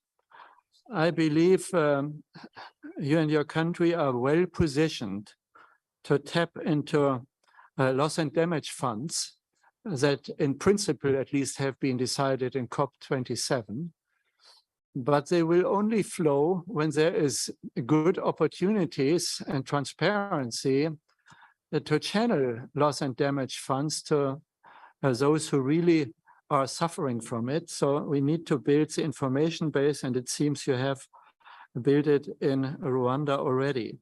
Let me turn to Mr. John Hermans, our next panelist, Senior Country Engagement Specialist with the NDC Partnerships. NDC, I understand, or we know, is a large organization, 200 members, a platform which can facilitate learning. I'm sure you have noted from our report, or maybe you have not, but let me repeat, 51 African countries have national adaptation plans. So almost every country has. 12 countries in Africa, the floor. Thank you, moderator. From the position of the NDC partnership, we work very closely with countries on their commitments to the Paris Agreement. We're a coalition of not only the countries that need support for implementing and achieving ambitious climate goals, but also the international organizations that can provide it. So through our work, we try to coordinate those that can provide financial and technical resources to the priority needs of the government. And I think through that work, this really complements, I think, what Dr. Musafiri was discussing in terms of some of the mainstreaming. So I think in terms of whether it's and the NDCs, as you know, are economy-wide in most cases. So they really tackle the broad expanse of what a country is looking to do in terms of its climate commitments. So not only agriculture, but also energy, transport, water, etc. And making sure that it's a full picture of everything that needs to go into achieving increasingly ambitious climate targets. So to the extent that countries can mainstream those commitments within national development plans or sector strategic plans or their own policy frameworks is really the first part. And I think across a lot of countries in Africa specifically, we're seeing them do this in a number of ways, not only making sure that there's coherence and alignment between national development plans, the NDCs, or long-term development, low-emission development strategies where those are in place or in the making, as well as the national adaptation plans or the sector development plans specifically, but also the national budget. So ensuring that there's a clear mechanism by which we can kind of look at and account for national resources that are going into the unconditional commitments of what countries are putting forward to the Paris Agreement. And I think that the Rwanda is actually a very good example in this case, as it's done quite a bit of work in terms of making sure there's coherence and alignment across all the different policy frameworks that are there, and continually fine-tuning and evolving the indicators, for example, by which it's measuring success. So that monitoring and reporting basis is really what another place where countries are starting. So in terms of what we're seeing, and I think what countries can and are doing more of is starting with number one, that mainstreaming bit. The other from there, I think, is where countries can start to pull, for example, their investment priorities out. The other, increasingly countries are looking at NDCs as the basis to inform, for example, NDC investment plans or investment programs, looking at within their financing needs, what are the things that they can start with today or tomorrow that'll make way for more impactful investment programs further down the line. And this is no small task. An investment plan needs to be fairly specific in terms of what the costs are of each project, what the kind of baseline enabling environment or policy framework that will allow for these investments, where the co-financing comes from, what the national budget allocation is towards an investment priority, and where additional financial resources can come from, and what the financing gap is that still needs to be made up from the international community.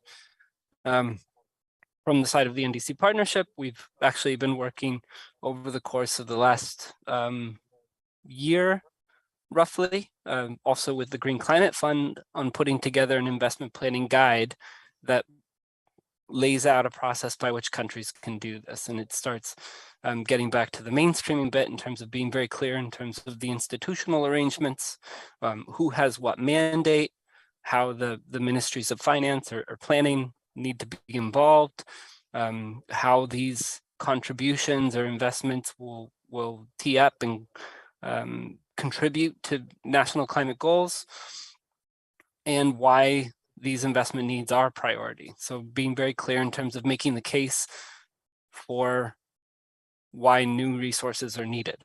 And I think this is the other thing that countries need support with and are doing, though there's quite a bit of technical resource that still needs to go into, for example, what an agricultural investment project will do to contribute to the national determined contributions, or how it addresses, for example, climate vulnerabilities. And then finally, I think in terms of the match between what a country needs and what financing can provide is aligning processes. So I've talked a bit about in the beginning about what countries are doing and want to do more of, but also in terms of the financiers themselves, the likes of the GCF or the World Bank or the Global Environment Facility, they also have work to do in terms of easing the burden by which countries can access new funding and aligning their own processes so that the barriers to entry are cleaner, that they're looking to fund distinct but complementary projects and programs, and that also the projects and programs that they're looking at are large scale in terms of the size of the overall impact and the size of the overall needs. And certainly the developed countries that fund these different finance mechanisms also, of course, need to step up and provide increasing amounts of finance that enables these investments at the country level. I know that I've eaten up my 5-minute mark, so I'll stop here, but I think really in terms of what we'll anticipate over the next year is increasing numbers of requests from countries in terms of ensuring alignment between their different policy frameworks and also support for prioritizing and preparing projects and programs for investment. So thank you very much for the opportunity to speak here, and I hand back the floor. Thank you. This was very valuable information. The investment planning guide from the GCF is important guiding material. The matchmaking between need and alignment opportunities is critical. This report has an important section drawing attention to the various funds and initiatives of relevance for financing adaptation in Africa and in the food system in particular. There are about 10 different initiatives, funds, etc., listed there. And if we would add in private sector initiatives, it would be a lot more. I think an implication of the report is it says implicitly where the money is to be found. But as you identified, it is complex. And there need to be matchmakers like you, or maybe an African organization that facilitates the matchmaking and provides the guidance to the funds which are in the various coffers of the various funds. And I underline, including the private sector. So thank you very much for your briefing. I would like to turn now to Ismail Sunga, panel member of the Malabo Montpellier panel, Chief Executive Officer of the Southern African Confederation of Agriculture Union. So this is Ismail as farmer representative. Ismail Sunga, our question to you is about locally led projects in climate adaptation and the role of smallholders. You have the floor. Thank you, Prof, and greetings to everyone. I just want to start off by making a reflection on your earlier reflections, which I thought were very telling when you started this session. I think the first point really is you alluded to the fact that in many ways we are also talking about issues of justice here. So whatever we do, we are really also looking at justice in the future. And you spoke to the matter of transformation, and you juxtaposed transformation in the context of food systems. And if one takes it even further, a key pillar of the food systems work that was led by Dr. Agnes Kalibata had to do with issues of equity and fairness in many respects. So fairness is an important element that we sure need to take into account as we talk about climate financing and related matters. He also spoke about both mitigation and adaptation. And my take on it, talking to the farmers, is that both are important, although the conversations that we tend to have at the policy level tends to be much more linked to adaptation financing for good reasons. But adaptation has got, in my view, a very interesting dimension to it. You adapt because you need to survive. Sometimes you are not pushed to adapt. You have to do something. If it's too hot out there, you go into the shade. You don't need a nudge or someone to finance you to go in that direction. And yet, adaptation, that will require investment, a lot of which are not aware of the facilities that could actually enhance their adaptive sort of capacity. There are also issues that are important here that if really we are talking of adaptation financing more particular, the question really becomes whether there should be the financing mechanisms should necessarily be one that requires or that will end with farmers in serious debt. So one would argue that as a matter of principle from at least our constituency, we would not support adaptation financing that will impoverish farmers by making them incur long-term debt, since the outcomes of their efforts are to do with the general goodness of the entire system. And we also believe that a much more widespread crowd-in type of financing arrangement is important, in which perhaps government provide the backbone infrastructure, that is adaptive capacity, that enables both private farmers as investors themselves, as well as the private sector to come in and invest much more. So the point being the point being that perhaps in terms of targeting, we really need to look at public financing targeting backbone infrastructure. For instance, digital infrastructure that provides the information, which is the first line of defense, first line of information that will increase the adaptive capacities of farmers at scale and across the entire breadth and width of all the different countries. So we need to be fairly strategic in the way that we focus on public financing and how we actually scope and define adaptive financing. The third point really is to look into the future. We're talking about the future in many respects, and anchoring a lot of our adaptive efforts or mitigating efforts around a new generation of farmers is going to be critical. And also related to that, Prof, in my view, is more to talk about opportunities that are emerging from adaptation and from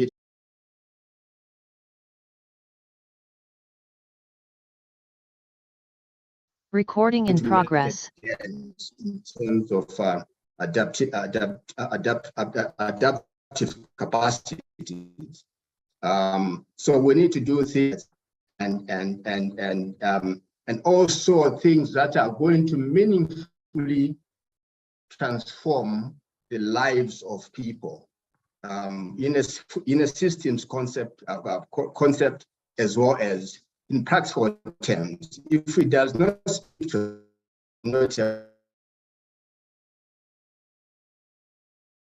and I would urge we use the food systems paradigm in order to drive this forward, because it has all the right elements that talks to all the different outcome areas, more specifically from a farmer side, that also speak to improved qualities in significant ways of their lives and livelihoods. I'll stop here, Prof, and take questions. Over to you.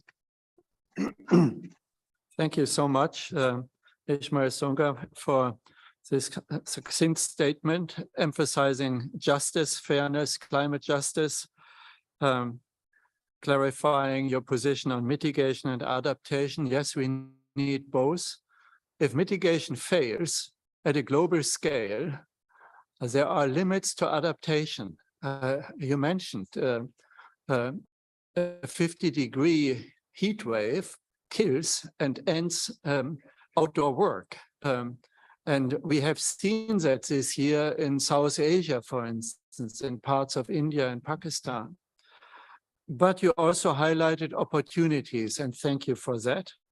You gave an interesting example. I would like to add the potentials of carbon farming, measured carbon farming, and thereby getting compensation to creative farmers who capture with productive agriculture carbon in the soil. And the large numbers must not be forgotten. Colleagues, it's wonderful to have the four of you on this panel. We have last-minute excuses by Mr. Lesch from BMZ, and Emily Weeks has a connection problem, I understand. Is that still the case? Yes. Okay, but I understand we have panel member Amadou Ka on the web. Amadou, are you on the panel? On Zoom? Professor Ka? Can you hear me? Good afternoon. Okay. Now, with you, we have someone who is an ambassador, a university leader, a well-known leader in the field of digitization.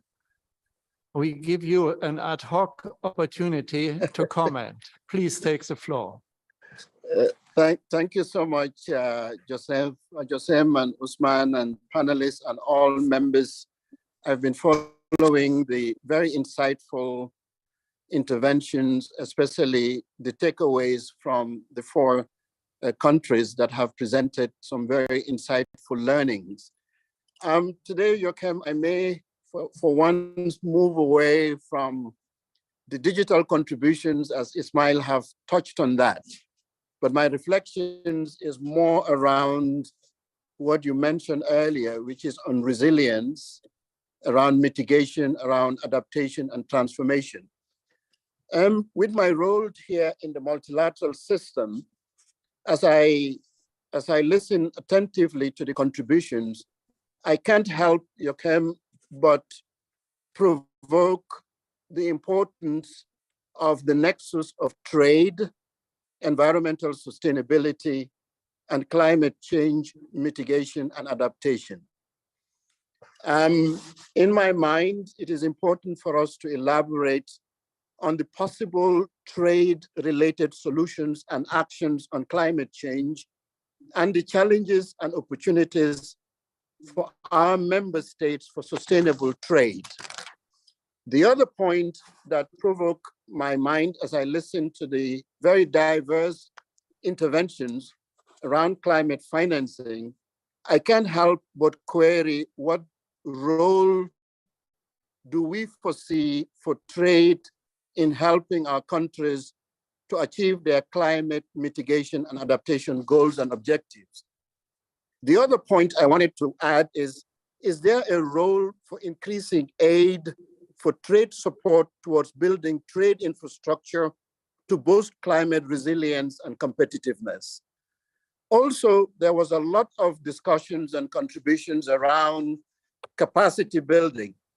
And I'm wondering about the role of technical assistance and capacity building in the form of financing and technology transfer to support our countries in their transition on the point you've made just a minute ago in their transition to a low carbon economy and meet environmental standards for export of markets. So I submit that in my mind, there is the importance for us to recognize that environmental sustainability and trade nexus as it feeds into the financing mechanisms for climate mitigation and adaptation. Indeed, trade is core to climate action. trade and environmental nexus is core and must be factored in the financing mechanism. The other point if I may, is on climate and environmental technologies. I said I will avoid getting into digital and emerging technologies, but I can't help but add that climate and environmental technologies are essentials for monitoring, for forecasting, for surveillance, for real-time alerts, for more effective and efficient response as inputs to de-risking supply chains. The centrality of development on climate mitigation and adaptation goals is also critical. So the centrality of sharpening the focus on smartening, contextualizing, strengthening trade ecosystems and value chains is also an important element that I feel must be reflected upon. So as I said earlier, trade is core in the efforts of climate mitigation and adaptation goals for our member states. So an efficient balance of the nexus of trade and environmental sustainability must go beyond the usual rhetoric, but to be meaningful for climate mitigation and adaptation to achieve impactful and sustainable goals. Given the centrality, as I submit, of trade on climate mitigation and adaptation goals, we must rethink and step up commitments on the balance of this nexus of trade and environment. This will require strengthening and adapting climate and environmental technologies for monitoring, for forecasting, for surveillance, for real-time alerts, for more efficient response as input, and de-risking climate and supply chains. And as Ismail was saying, we cannot do this without a data infrastructure and digital infrastructure as part of the capacity building. So we must consider commitments to evidence-based approaches to drive improvements of trade rules and infusing evidence-based flexibilities in these rules. And I will stop there. I'm sorry for taking a bit of a time. Thank you so much. Oh, thank you very much. Thank you very much, Professor Khan. Mahamadou, you actually added a component which we did not sufficiently dwell on in this workshop, trade. It's a blessing that the African Continental Free Trade Agreement is in progress, because an Africa under climate stress will have to trade more, because climate stress hits regionally differently, and the infrastructure for facilitating that trade is essential. I would like to briefly give the panel members a 1 minute wrap up. You have listened to each other. You have further thoughts. I would like to ask you to give us one pearl of wisdom from you, not more than 1 minute. Then I will call on Teikenbau and on Usman Badiane to make closing statements. Before that, I will say a few closing remarks. Agnes Kalibata, you have the floor. Agnes? Thank you, Professor Joachim, and thank you, panelists that have contributed alongside myself.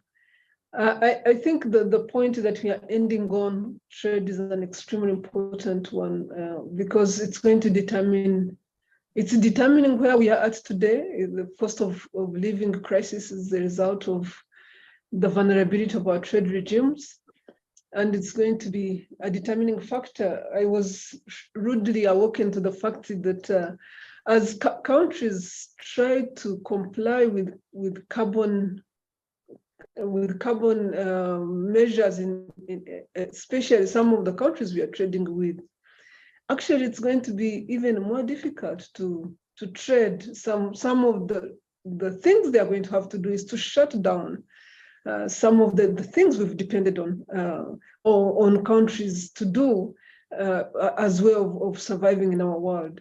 So which made me think, what type of world then are we going into if trade as we know it becomes questioned, and yes, it's being questioned for good reasons, but does that mean that we all have to start thinking about self-sufficiency in everything we do? For me, the parting shot would be, we must think about the right balances in our food system, in climate change as we go forward, to make sure we don't make worse. Thursday and Friday this week here in Dakar, Senegal, the EU-Africa roundtable, the point you were just making played an important role in the discussions.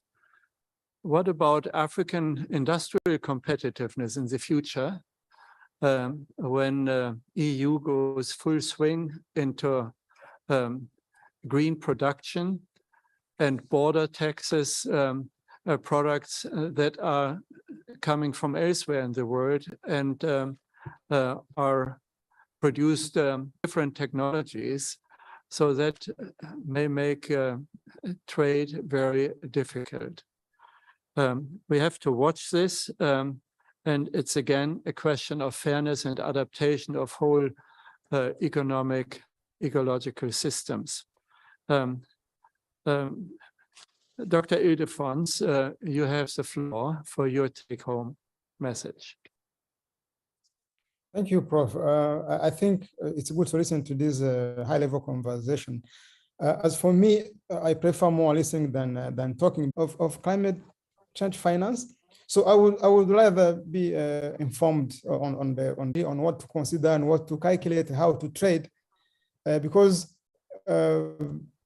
some important, some forests, some agricultural farm, and I ignored, and including some national parks and reserves. So I think there is a way to rethink the way the carbon market functions and make it in a way to benefit the smallholder farmers. So I'm not sure if I'm making right, but it needs to be reconsidered. Maybe I was thinking maybe the Montpellier panel can also write on that and propose some suggested measures. Thank you. Thank you. Very clear. John Hermans, the floor, please. Thank you. I think in terms of my last remarks here, the point on trade, I think, is a big question mark. I think the global kind of shifts, especially with disruptions from COVID, are going to really redefine a lot of the agreements that we have between countries. Fortunately, Article 6 and a lot of the carbon market restructuring that'll go on, I hope will at least provide a little bit more flexibility and new mechanisms by which countries can kind of access and make agreements through that channel. But we'll see. It really will force countries to be very strategic in terms of what they're willing to trade. And I think we will see countries really come up with some interesting new schemes. Along that line, really, the more specific the countries can be in terms of what their investment priorities are and what the kind of background or foundations that support those are, is the most promise, I suppose, in terms of mobilizing new resources. So not only what the policy frameworks, the enabling environments, as well, what needs to be done to kind of strengthen those, but also what money needs to go towards and how it will contribute to a climate goal. So I'll end there, but I think the next years will be very, very exciting ones for sure. Putting it mildly, very exciting. Thank you very much. Ishmael Sunga, please. Thanks, Prof. 2 points. I think the first point really is that I really fear that we shall all be going the usual way of fragmented projects that maybe are not going to get us anyway, like we have done in the past. So we are still on that software where we are going to be doing a lot of pilots and projects that might be satisfying locally but won't get us that far. So if we can arrest fragmentation and the uncoordinated nature of funding in general, they've done a good job. The second point really is that we really need to step up on commitments. I mean, this is a big job. And then finally, we really need to ensure that we target our financing on strategic matters that will give us more bang for the buck. And any financing that is going to be provided without targeting strategic opportunities is going to be wasteful. So we really need to look at mapping the opportunities in the mitigation adaptation area, strategic ones, and begin to quantify them into investable opportunities and crowd in different actors, including a new generation of entrepreneurs. Thanks, over to you. Thank you. Thank you again. Colleagues, let me add two extrapolations from what we have just discussed, then hand over to Sheikh Mbao and Usman Badiane. First, the people of large numbers, which will be most severely affected by climate stress and climate crisis, are marginalized people, are women in rural areas in particular, and small and medium enterprises which have started their business and whose foundations are shaken by droughts, floods, infrastructure falling apart, and so on. So adaptation financing needs to have them involved, and most of them have very low voice.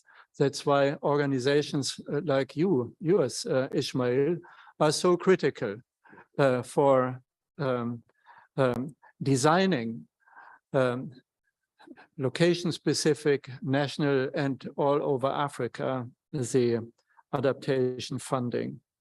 My second comment is at the macro level. We are talking about large numbers of people, but we are also talking about large numbers of finance needed. Normal development assistance will not do the trick. We need to look at the international finance institutions, in particular the World Bank and the International Monetary Fund, to step up to the plate in order to actually reach the required financing. The IMF special drawing rights, another round of those is required, in my opinion, because currently there are fiscal constraints all over the world, budget debts all over the world, especially also in Africa, a debt crisis after the COVID crisis. So creative financing, drawing on special drawing rights injections shared with Africa out of the rich world, and financing bonds or securing bonds locally out of it could bring us to the billions which are needed. I see actually no other way other than public-private partnership on this large-scale finance mobilization in the current climate crisis to bring us over the hurdle of the next 3 to 4 decades to bend the warming curve and come to a stabilized agro-food ecology in Africa. Let me thank you, you panelists. You have enriched us a lot. You have given us in the Malabo Montpellier panel a lot of more food for thought. And with these words, I would like to hand over to the co-organizer of this session, Sheikh Mbao, and you pass it then on to Usman. Sheikh, you come first. Let me go first, and Sheikh can close also on behalf of his minister. Okay. Yeah, so, huh? Sure. Yeah. Okay. So you do the protocol. Yes. I do the academic. Okay. Thank you, sir. Thank you. Thank you very much. Let me first say thank you to Catherine and her team and Lai on the Academia 2060 side for a very well-organized event. Thank you to our colleagues from CSE who worked with us over the last couple of months to get this event done here today. And of course, our colleagues from Malabo Montpellier panel who joined us. And finally, the panelists in the just last hour with those rich contribution is very much appreciated. You know, what is really scary about climate change, actually I will change and say climate crisis. And I say climate crisis because I never thought about that way. And I was last month also in a meeting with the German Minister of Environment. And she spoke about an hour in a discussion. She never said climate change once. She was just talking about climate crisis. And I think it's real. What's scary about the crisis is that for those of us who followed the literature and the science community in the 80s, what we're seeing now, I think that we're projecting we're going to be happening in 2100. Okay, so we are close to 100 years faster or earlier than what they were saying was going to happen. It's already here now. And often we may not make the connection, but how our infrastructure is deteriorating, the pest and disease all around, the frequency and intensity of floods and droughts, all the things are actually things that they did predict, but it was going to happen in 100 years. It's now in a 20 years period, it's already here. So what's going to happen next? What's going to be accelerated? What it means is that the cost to us of not adapting are just, enormous. We have to put together everything we can to be able to live and thrive in this changing environment. It's not going to happen with the ways of doing business of the past, of yesterday, or even of today. It has to change. And that's what this report is telling us, and the preceding report of the same panel by economy. So we're very happy that we could have the discussion, especially these different participants here today. I will just close like with telling people where to get the report. So you all have this brochure. In the first page, there's a link to the report, and then further in the report, there are many more from the MAMO panel.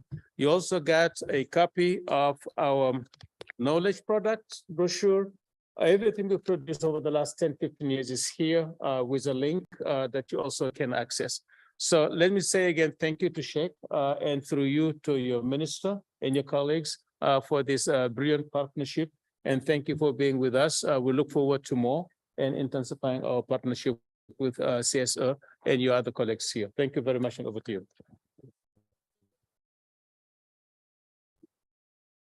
It's now my turn to have this very daunting task to to wrap it up and to put our arrow on a few pointers that are due for recognition beyond this launch, because I think it's starting a new journey on how this report should be used by our policymakers.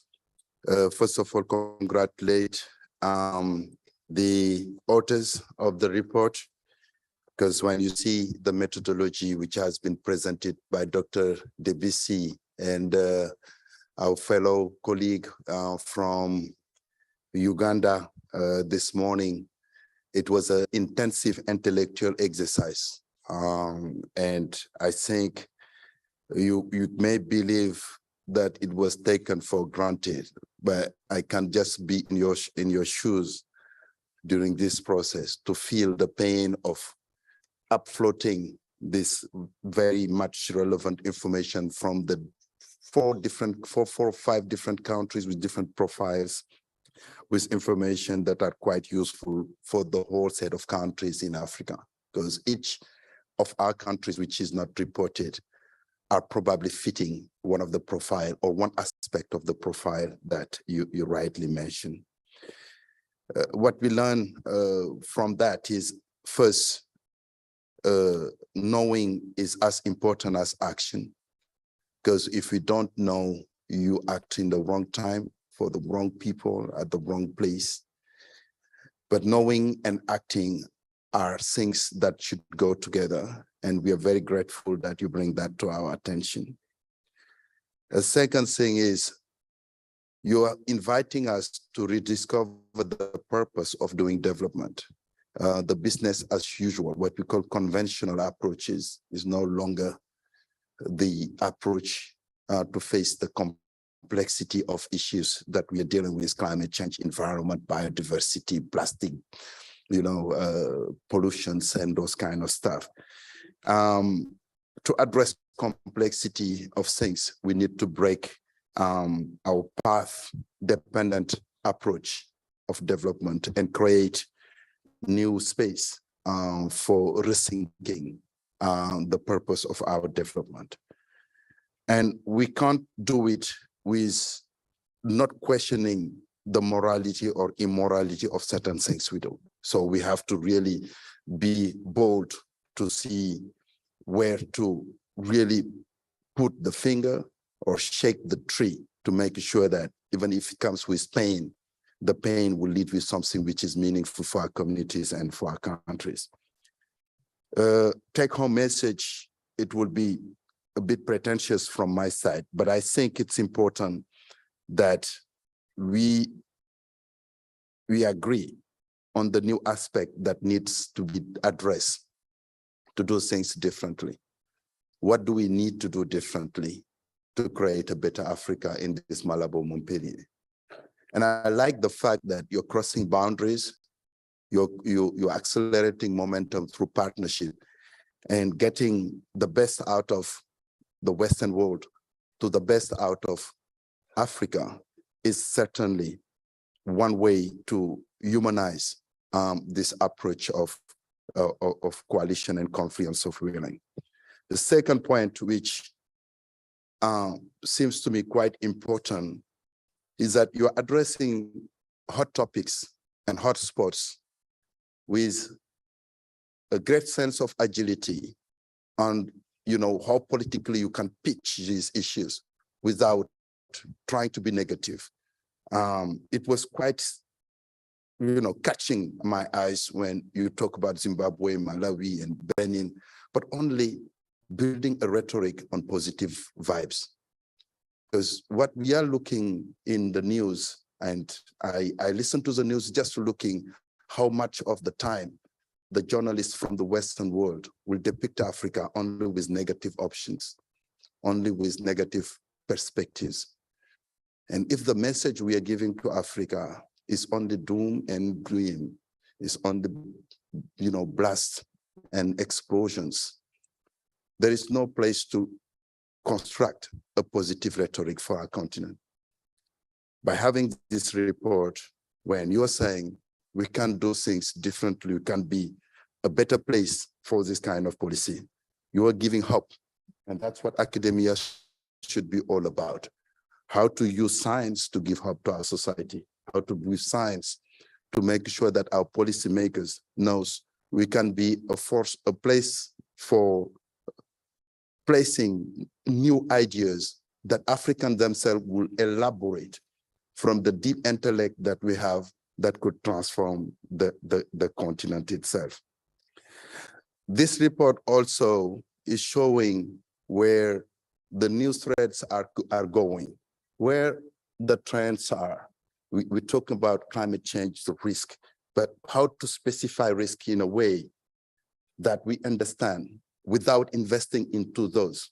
We are canceling almost everything we are investing in, and we are proud of investing in those areas, but without resolving the issues of food security, of climate and health, on heat wave, on water shortages, making sure that our coastal erosion is taken into control, our fisheries, and all those areas which are the backbone of what we mean by development, without knowing and being aware of how to do that, is certainly something that will not lead us very far.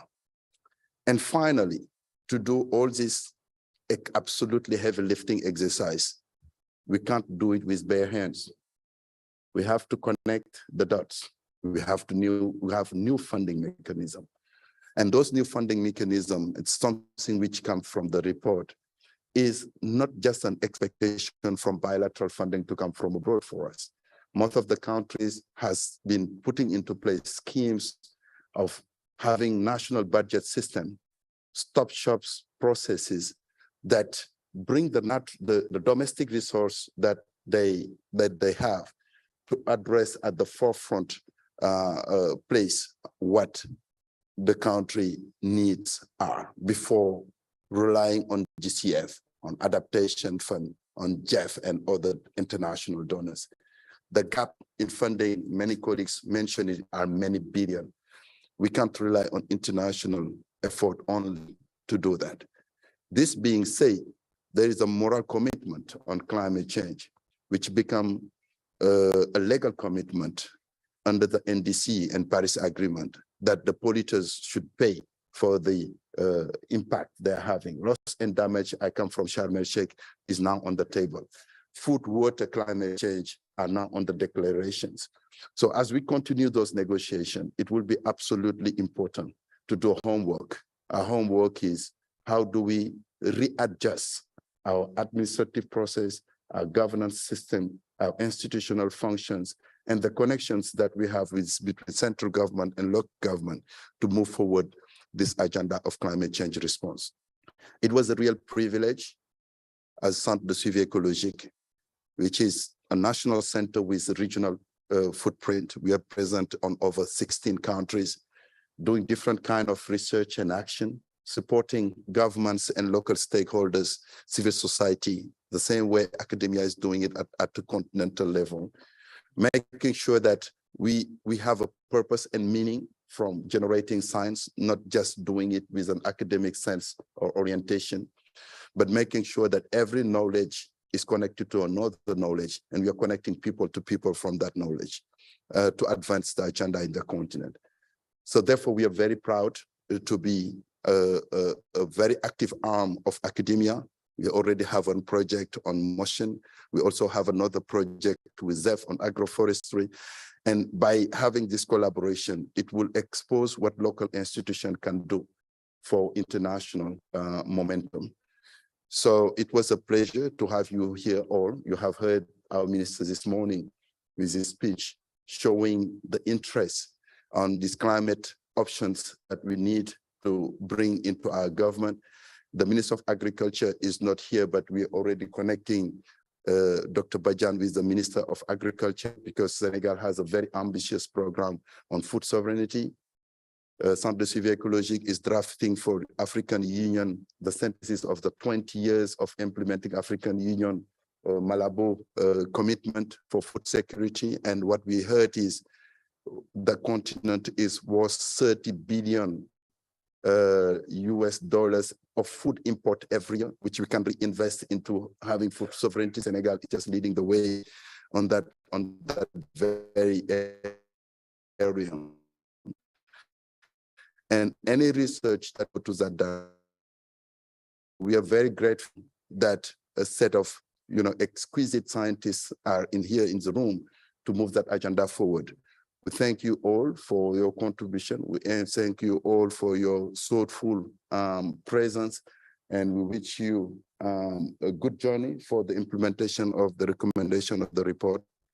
On the behalf of the government, on the behalf of our ministers, we come to the end of this meeting, and we wish you a very good stay in Senegal and a very good journey back to your home country. Thank you so much for your attention. It's time for coffee, which I was waiting for a long time. Thank you to everybody online. Thank you for taking your time to join us today. Bye-bye, everybody. Good to see my colleagues that you have.